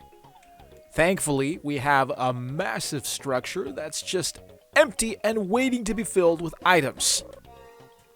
Hint, hint. I'm going to make the interior very simple. I know that the insides of those buildings are not ornate, but they're detailed. Time and care went into them. Here, all deep slate floor. No patterns. We're not doing anything to the walls. On top of that, I made a terrible realization. See this path? It's not even with the pyramid. This side is off by 1 block. 1, 2, 3, 4, 5. 1, 2, 3, 4? How did this happen? I don't know. I made a mistake, but I'm not going to fix it. I mean, we're too far to fix it now. We'll fix it later. Maybe 300 days. If you guys want that, 300 days, we'll fix the path. I promise you. 300 days, like, comment for 300 days. We'll fix this path 1 block over there in that direction. But for now, we have a lot of work to do. But first, I have to evict some squatters. Oh, they're immune because this is fire. I just realized that we're down to the incendiary ammo. We need to heal. Why can't you expand the capacity of the purified water canteen? Why is it so annoying having to refill this? Okay, let's get to work. Bricks or slabs? I'm leaning towards polished. Okay, now I'm sure you don't want to see me fill this entire floor, placing block by block. As you can see, I have a long ways to go. Sit back, relax, and enjoy this little time lapse. Well, part of a time lapse. Okay, I'd say we are almost halfway there. Almost. Talk about the night shift. I went through the whole night cycle. It's already sunrise. Oh, look at that beautiful sunrise. Let's just appreciate that for a second. Sunrise appreciated. tired of having to come back every time I get thirsty, so I'm going to try something new. We have purified water right here. We have sugar, and we have apples. Let's combine them together and see what happens. Apple juice. The question is, does it stack? Yes, it does. I think we just found the solution to our problem. Forget this stupid empty canteen. I'm going to make a stack of this stuff so I never, ever have to worry about water again. So you scoop the water, you place it on the campfire, you let it boil for 4 seconds, and once it's done, it pops off the campfire. There we go. Can we duplicate apples somehow? Okay, it's done. And I'm not just talking about the apple juice. I'm talking about the floor of our pyramid. I want to fix that. I was planning on duplicating this design on all 4 sides, and I started there and stopped halfway. Well, less than halfway, but yeah, I think I'm just going to fill that in and have this be the one side with a giant window. Now we have plenty of space to work, although there is the pesky problem of the blazes spawning in here still. One thing that troubles me. If I'm moving all of this stuff over there to the pyramid, then that means I'm going to have to move all of the chests in this house too, which is something I don't want to do. So we need a way to access all of our items in the pyramid so that we can work on this stuff. How do we do that? Well, we obviously need some type of wireless storage system. A cloud, if you will. The dreaded applied energistics. This mod specializes in wireless storage. It's just the thing we need if we want to work on our machines without having to run laps between this building and the pyramid to collect our stuff. It's going to be very useful. So, we already have a power source. This is probably more than enough power to keep our machine on. And, well, when it comes to applied energistics, I usually have to look up a ton of tutorials, but I think we already have some of the stuff we need. But the first thing I need to craft is a controller. So let's get started on that. So to make a controller, I need 4 Fluix crystals, skystone, and an advanced processor. I have a processor. Now to make the controller, this is the recipe. Bam, we have the controller. Networking switchboard. I guess it stores power. Alright, I'm also going to need some cables to transfer power, so now we need an energy connection, or an ME glass cable. Now I wonder if we actually need to do that, or if we can get away with using our energy pipes, these right here. There's only one way to find out. Alright, so we've connected the generator with the energy pipe, and now I gotta go all the way over there to get my wrench because I emptied my inventory at the pyramid. See, this is why we need wireless storage. If I didn't have to run all this way just to get one item, I wouldn't even consider doing applied energistics. And it looks like it works, judging by the RGB setup that it has going on here. This block has come to life, which means that these energy pipes are compatible. So now that we have the ME controller, it's time to work on some other interfaces for our storage system. One thing I am going to have to make are the ME cables, because eventually I may upgrade them if I even get that far. So let's make some basic quartz fiber cables. For that, I need Certus quartz dust and lots of glass. You know what? Let's just make regular quartz while we're at it. So we have a lot of mineral crystals still backed up from our old mineral production days. Okay, so the first thing I'm going to do is chop down a ton of mineral trees, because if we're going to make a lot of quartz, then we need a lot of mineral chunks. Let's get some mineral. I forgot how annoying it was to cut down mineral trees. We have Vein Miner in this mod pack, and for some reason the mineral trees don't go down in one swoop because their makeup is comprised of different blocks. You got the main logs, and then you got stuff like this, the enriched logs. And because they're their own separate blocks, they don't count towards the larger collective of blocks being cut down because they're their own thing. They're not the regular mineral logs, so it's a little annoying having to just stack up and chop them. I don't know about you guys, but I think this is more than enough mineral logs. Plus, we can get some crystals from the berries as well. So if I remember correctly, I gotta craft these into planks, and then it should take the planks and make them into mineral crystals. There we go, yeah. Ooh, sturdy output upgrade. It's not that good, actually. Maybe we should upgrade them. Yeah, I'm gonna do that. These strainers are wasting a ton of mineral planks. We've gone through a stack already. I just restocked it right now. And all we got were 22 crystal mineral chunks. Yeah, let's upgrade this. So we're going to take the sturdy output upgrade. All of them, actually. We're going to move the items in. And pow, that's a reinforced one. Now I expect a higher output. all 3 strainers have brand new reinforced output upgrades. And eventually, we're going to make the everlasting output upgrade. That one is the final upgrade.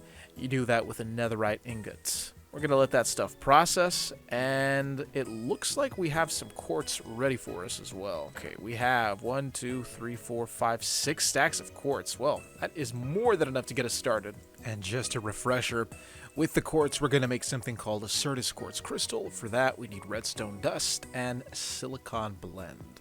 Another item made with more quartz. Good thing we have plenty of quartz. Although I can't say the same for redstone.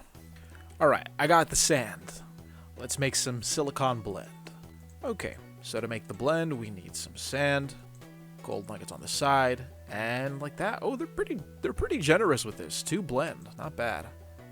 Okay, redstone, blend, quartz, and that gives us a total of 2 stacks of Certus quartz and some change. That is perfect. We're gonna have to definitely make more. But that's okay, because we'll have a lot of redstone dust and a few more chunks of mineral, so we're set for now. The next thing I have to do is convert this crystal into Certus quartz dust. Now, we don't have a lot of Certus quartz dust, but the next thing I have to do is crush these crystals up, so we're going to put them in the inscriber. Also, our battery is running low, so I'm going to go ahead and recharge that.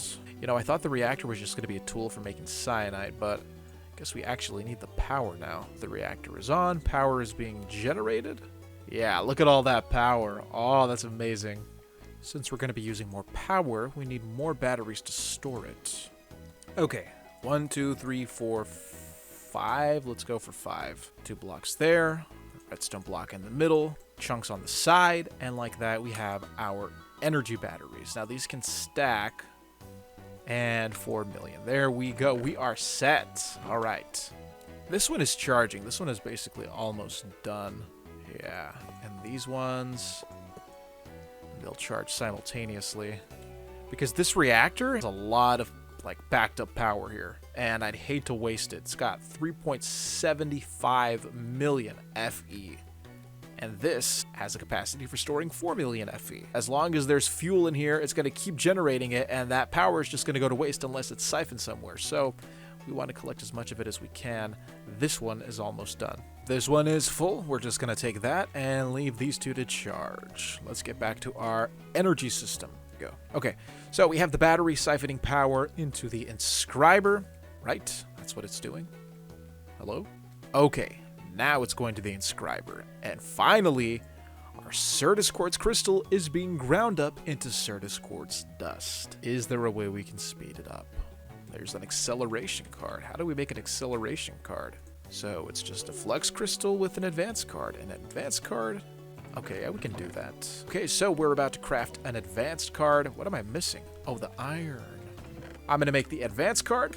And now that I have the advanced card, I'm going to make the acceleration card, and this should speed things up. Let's start with 1, 2, 3, 4, 5, 6, 7, 8, 9, 10. So you can see the speed there, right? Not that fast. I mean, it's a little fast, but it's not lightning fast. Let's add the acceleration card and see how much of a difference this makes. Okay, it looks like it's doubled in speed. This is acceleration card number 2. Let's see how that fares. So this is the before, and this is the after. I think I noticed a difference, unless I'm just being delusional. It seemed a little faster. You know what? No, yeah, it's definitely faster. We have our Certus quartz dust. So with the dust, we can finally make our ME cable. First, we got to make our quartz fiber. For that, we need lots of sand. So, oh, this poor shovel has seen better days. I think we'll just put it out to pasture, make a new shovel, and from there, we're going to make our cables. I go through diamonds so quickly. Wow. All right, where do I want to source sand from? Let's go to our classic spot. Ah, the sand quarry. It never lets me down. So thanks to Vein Miner and almost half my diamond shovel's durability, we have 1, 2, 3, 4, 5, 6, 7, 8, 9 stacks of sand. I think it's safe to say that's more than enough. Maybe too much. After all, we don't need that many cables, as far as I'm aware. Hopefully the storage system is pretty effective at what it does, because my main goal is to have it wireless. I want to be able to access my items from a little iPad anywhere in my world. Maybe that's wishful thinking, I don't know. We won't know until we get there. So now all we have to do is cook the sand and wait for the glass. Is there a faster way to cook sand? Oh yeah, this is what we want right here. Suffice to say, this is plenty of glass right here. Now that we have our Certus quartz dust, we're going to spread this across the middle of the crafting table, drag the glass above and below the Certus quartz dust, and with that we have ourselves a quartz fiber cable. We have the quartz fiber cable, but how do we upgrade it to an ME cable? Because this is not enough. Well, to make an ME cable, all you have to do is take one quartz fiber and surround it with 2 Fluix crystals. There, 1 stack. Perfect. We have our wonderful Fluix ME glass cable. It says device offline. Of course, nothing is happening. So let's just collect this. Oh, thank God. I was worried it was going to be like a glass block. I wouldn't get it back if I broke it. Okay, so we have the cables. What's the next thing we have to do? The next thing we got to make is an ME drive. This is a storage system. And like your computer, it runs on drives. The more drives you have, the more space you have. You see all these drives here? They all vary in different sizes. And of course, you have to have a place to put all those drives, hence the ME drive. Once we craft this, we're going to craft basically little storage drives, put them in here, and it will expand our chest storage. To make an ME drive, I need 2 advanced processors, 2 cables, and iron. Okay, we have our processors. I'm so glad we made this stuff earlier. And here we go. Simple as that, an ME drive. Just place it right here. Oh, it says device online. And as you can see, well, let me show you what it looks like from out here. Looks like a type of strange shelf. Well, that's because it doesn't have any drives. When you get the drives, you put them in here. What if we want to make a storage drive right now? To craft a simple 1K item storage cell, that's what they're called, you need an item housing cell and a storage component. The storage component is basically the memory, and to make them, well, we need a lot of stuff because they actually stack. So you get 1K, then you have 4K, which you make with 3 1K components, and then it goes up to 16K, 64K, and lastly 256,000 or 256K. They stack, and as you can see, it's a little expensive stacking them, but the more you stack, the more storage you get. So okay, so let's start simple. Let's make a 1K ME storage component. So for that, we need Certus quartz, redstone, and a basic processor. I believe we have some processors in here. Yes, we have 9 of them. Perfect. How did we make this? Oh, silicon, processor binding, iron ingot, and redstone dust. You know what? We're going to make more of these because I got a feeling we're going to use a lot of them to make a lot of storage. First things first, we're going to have to go back to our trusty cactus farm because we got to make slime. I'm glad we're using cactus again. It would be a shame to make a desert video and not acknowledge this beautiful life-saving plant at least once. Oh my God, but these things, they suck the life out of this video. They are everywhere. Always interrupting me when I'm trying to be productive. Always. Oh my God, for the first time we're actually being attacked by a ghast. This is a first in this playthrough. I didn't think it was going to happen. I had always heard them, but I had never actually been attacked by them. I have the cactus. Now I'm going to put it into the strainer right here, and it better yield plenty of slime. 32 slime balls, not bad. Okay, so you take the slime balls, you put them in the middle, and then you flank them with string. Gives you a lot of processor bindings, more than we actually need. Wow. Okay, so we got the processor binding, and now all I need is iron, silicon, and redstone. We got iron, we got redstone, we got the binding. All we just need is the silicon. That we have. Bam, plop, pow, zip. Raw basic processor. There we go. Oh, we have to combine it with redstone and a printed silicon. Okay, so that's getting crushed. Now we have our printed silicon. We'll put this up here. We'll put this down there. We'll put the raw basic processor right in there and the redstone in the middle. And this will give us our basic processor. Oh, at the cost of a silicon chip. I didn't know that. Okay, so seeing how we're going to need a lot of printed silicon, I just placed all of the silicon in there with the inscriber press, and it's making all those chips. I'm not going to lie. I spent a lot of time here at the inscriber machine. So much time that I was beginning to wonder if any of this was actually worth it. But trust me, it was. And while that's doing that, I'm going to make more of these silicon balls. No way. We get a 50% chance of getting silicon by grinding sand? I don't know about you guys, but that sounds way better than wasting all of these materials to make a silicon blend. Yeah, we're doing that. We got a ton of sand, too. Yeah, there it is. Silicon.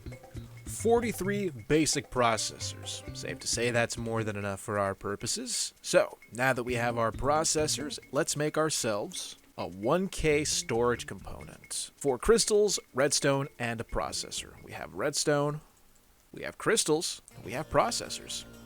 Can we craft regular things on this? Let's try. No, we can't. Okay, it's worth a shot. I think we're going to want to make as many of these as possible. 21 storage components, but we're not done with the storage components. No. Let's see what the capacity is for our other storage system. So this one has a capacity of 25,000, and I would have to add more chests to expand it. If I can make 2 of these, that's almost double 25,000. So for this, I need quartz glass, redstone, and an improved processor. I also need a snack because I am starving. Okay, so to make Certus quartz glass, I have to place the quartz in an X form and then the glass in the gaps between, and that gets me 4 blocks. All right, let's craft ourselves a 4K ME storage component. Improved processor on top, storage components down here, and away we go to 4K storage. So we have 7 of those. All right, we got 10 of these now. Perfect. Now we're going to combine the 4K to make a 16K. To make a 16K, another improved processor, and glowstone dust. Okay, so we got 3 of these. Perfect. But we're not done. We're going to take it even further. Now that we have 16K, we're going to combine 3 of them to make 64K. 64K, we have it all. Bam, 64K. And if we had 2 of these, we'd probably take it up to 256K. That's a lot of storage, but for that, we need something called skystone dust, which I don't have at the moment. So we'll just make do with 64K for now. That definitely is more than double the 25K that we have here. Now that we have our storage components, we have to put it in a drive. It's pretty simple. All you have to do is combine the components with an item cell housing. That's 2 glass, 3 redstone dust, and some iron ingots. There it is, the housing cell right there, and now we combine it with the storage component to make ourselves 64K worth of storage. So now that I have the storage cell, all I have to do is click this ME drive and place the cell inside. There it is, it's in the ME drive, and as you can see, that is reflected on the block interface right there. You see the little green dot? That's the drive plugged in. How exactly do we access this storage? We need an interface, a terminal if you will. As written here in this helpful guide that the mod creators added, the terminal is basically the item that allows us to access the contents of our storage system. To make the ME terminal, we need an illuminated panel, a formation core, an annihilation core, and a basic processor. Let's start with the dark illuminated panel, which is made from an illuminated panel, which is 3 quartz glass, 2 glowstone dust, redstone, and an iron ingot. So we'll craft 3 of those. I gotta make it into a bright illuminated panel.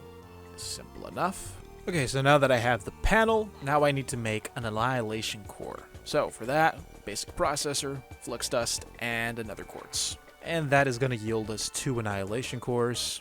And then the crafting recipe is essentially the same for the other core. Flux dust, basic processor, but this one you use Certus quartz instead, and that gives us a formation core. And now that we have everything, it's time to craft the ME terminal. With that being said, let's take one small step into a larger future of better storage. Plop right there. It says device online at the very top, so it should be working. Let's see if we can look inside. We have a storage system. Let's put the first item in, 1 ingot. We have 1 iron ingot in there. In our storage cell, it even reflects the item it holds. You see the 1 iron ingot. With that, the storage system is complete. You could probably go a lot further with this, and you applied energistics professionals are probably cringing at the sight of this very primitive setup. But this is all I want. How do we make it wireless? Well, for that, I'm going to need a wireless terminal. It's basically the terminal here, but wireless. I can take it anywhere with me. For that, I need to craft another ME terminal, easy, a wireless receiver, and a dense energy cell. Let's craft 8 energy cells and then the dense energy cell. This is the crafting recipe for the energy cell. We need 8. 1, 2, 3, 4, 5, 6, 7, 8. There we go. Now that we have 8 of these, we're going to combine them to make a dense energy cell. Bam. So, improved processor surrounded by energy cells. This makes the dense energy cell right there. This has a capacity of 1.6 million AE, so I guess that's their energy. It's a fraction of what we have over there with the mineral batteries, and this is way more expensive, so we're sticking to mineral batteries for energy storage, but this is for our wireless terminal.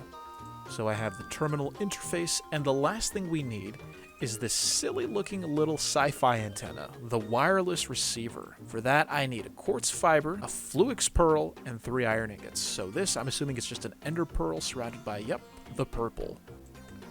I always get it wrong. There we go. So there's the fluix pearl, 1 wireless receiver, and with that we have all the components we need to craft our wireless terminal. So at face value, doesn't look like much. Also, I think we have to charge it, so I'm going to put it in here so we can receive power.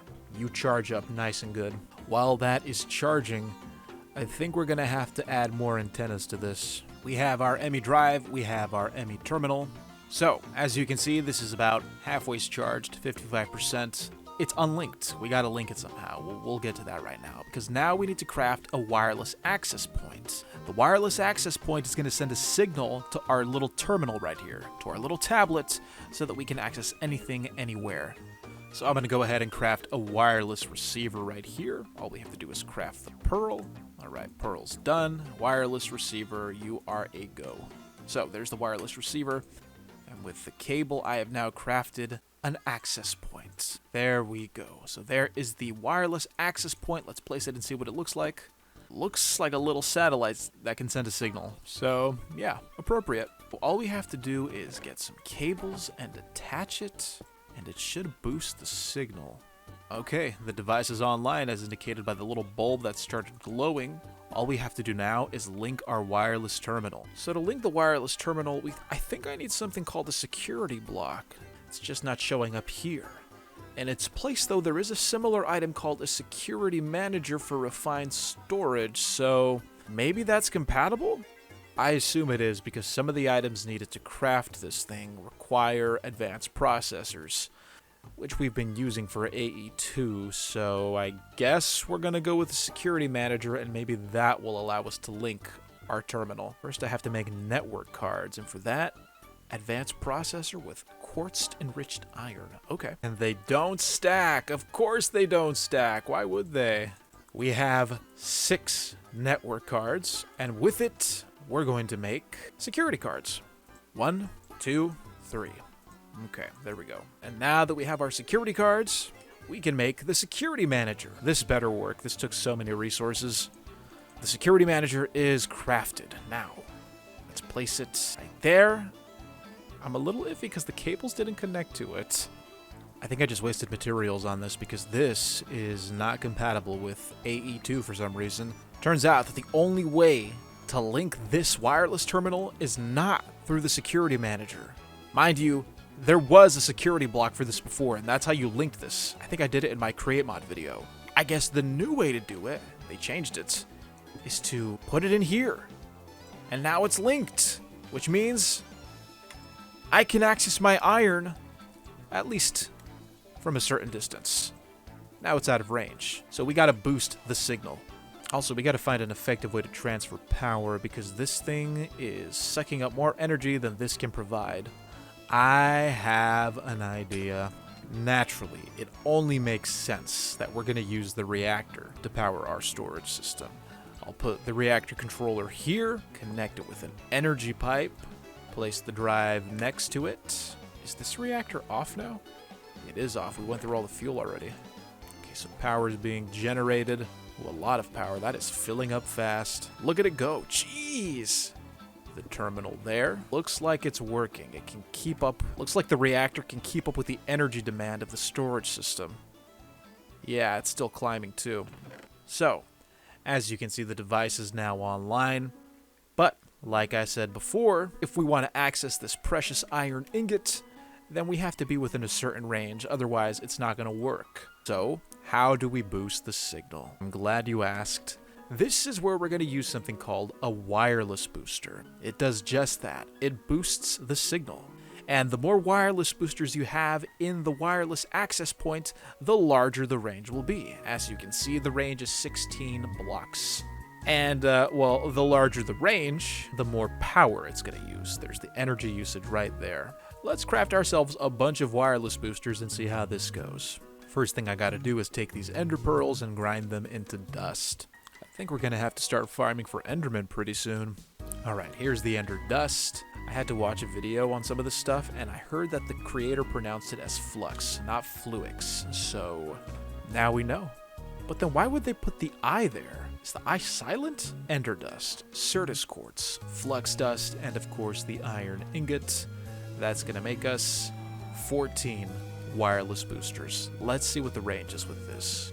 Also, I hope the reactor can keep up with the demand. Let's check. So far it's climbing, but we're burning through a lot of fuel. Here we go. That boosts it to 17, 18, 21, 24, 27, 30, 34, 38, 43, 47, 52, 57. Okay, so it's now at a range of 68. So far, so good. So far, so good. We can still access any item we want at any point in this base. Can we actually reach the pyramid? Can we access all of our items over here? Looks like we can. What about to the very end of this wall? Yep. Gotta drink some apple juice because we're about to jog to the pyramid. Alright, so let's take it to the first flight of stairs. First flight of stairs, it still works. Second flight of stairs. Nope, we're out of range. Alright, let's see where the cutoff is. Okay, right here, about almost halfway to the second flight of stairs. We can boost the signal even further. You know what, before we do that, we gotta breed these endermen. So it looks like ender pearls are gonna be very precious to us for the next couple of days while we craft these wireless boosters. I was wondering where all the animals went. Why are they all down here? What is going on? No, this is not going to do. This is a workspace and they've ruined it. Actually, you know what? I think it'd be better if we just do it in the house. Yeah, we'll just spawn the enderman right in the house. Here we go. Ow! I just wasted a pearl. Oh, I forgot it's got to be on stone. Why is it still being used like that? What? Oh, it's got to be a fragment. Oh my god, what a waste. Finally, here we go. Once and for all, an enderman. That's so funny. Of all the endermen we've fought and killed, this is the first one that remembers he can teleport. This guy's trying to bait me outside. Look at him. Oh my god! Okay, we got 16 pearls. That is more than enough to boost the signal. Let's go grind them up. Here we go for the second round of wireless boosters. We're gonna go from 68... to 183. So we know that it's stopped about right here. Let's take it up to the next staircase. Nope, out of range. Did it die? I think it died. Don't tell me it overpowered the reactor. Okay, so the problem is that while this is generating power, this is not transferring enough power at the rate that this requires. So, this is the bottleneck right here. I heard that if you put an energy cell between your power source, it acts as a buffer, and it makes it work, so we're just going to give it a try. I think I figured it out, but this is not how I want it to be. So this is sucking power from the reactor, right here through the energy acceptor, while also sucking power from the energy battery. And because we have two sources of power funneling power into this thing, now it turns on. How are we doing with the reactor? It can still keep up. The only problem is, will this be able to keep up? It's going down slightly. Every so often we may have to switch this out. Seeing as how the machine is working, let's go check it out over here. So far so good. Still working. We're entering the pyramid. Works at the entrance of the pyramid. What about in the middle? Still works in the middle. What about at the end? And it still works in the end. Alright, well, we've got the coverage that we wanted. So, all I have to do is put my items in that terminal, and I should be able to access everything in that house over here at the pyramid. The first thing I'm going to do is just absolutely dump everything in here. I'll need this, I'll keep the tools, I'll drop this off, and here we have used 11,000 of 65,000 bytes already? Look how useful this is. I'm crafting more of these storage components, and I don't even have to go to the chests or nothing. It just cuts down time by so much. For example, I want to make more processors, so I need Certus quartz. I don't have to go to the chest over there to get the Certus quartz. I just pulled it from the terminal. That's it. We're set. Okay, so I just got all of this iron by crushing a ton of this deep slate here. You can see some of it is still being popped out there. Lapis, iron, every once in a while. Oh, you gotta be kidding me. What is setting me on fire? How did you do that from all the way over there? There's such a... Oh, you know what? I don't even care. So I made a couple extra blocks. They probably weren't necessary because I thought they would work, but as you can see, look at the dense energy cell. The power is still dropping. This thing is sucking so much power, and well, these funnels for power, they just can't keep up. And now it's out of power, and this is probably going to shut down. Yep, you see, there it goes. This system cannot sustain itself if it consumes more power than I can transfer. Thankfully, there is a way. I finally figured it out. I was glancing at the energy pipe, trying to figure out what I could do. Then I noticed that when I veer to the port where the connection is made, you see where that outline is? At the top it says no upgrade.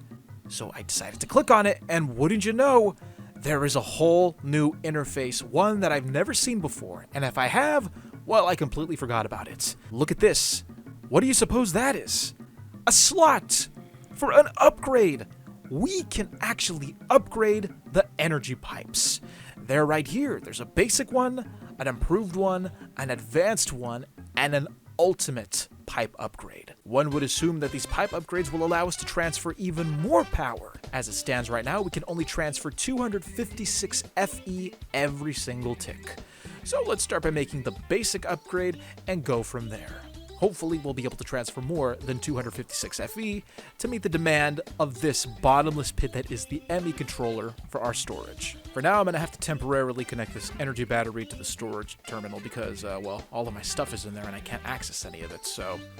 And we have the basic pipe upgrade. Now we're going to upgrade it to gold. Okay, we have the improved pipe upgrade. Now we need the advanced pipe upgrade. 1, 2, 3, 4. Oh, that one requires redstone blocks. And with that, we have the advanced pipe upgrade. Let's see if this works. First of all, I gotta let this all die out. So let's let all the power get sucked out of this.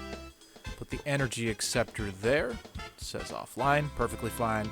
But now we put the upgrade in, and the device is online. It looks like it's working because now we're transferring 32,768 FE every single tick. If that's not enough, then honestly this machine's not worth it, but it looks like it is. I think we finally solved the crisis that was the energy problem. So now that we're completely done with applied energistics, at least for now, let's do something fun. Let's go back to our original plan, building a beacon inside of the pyramid.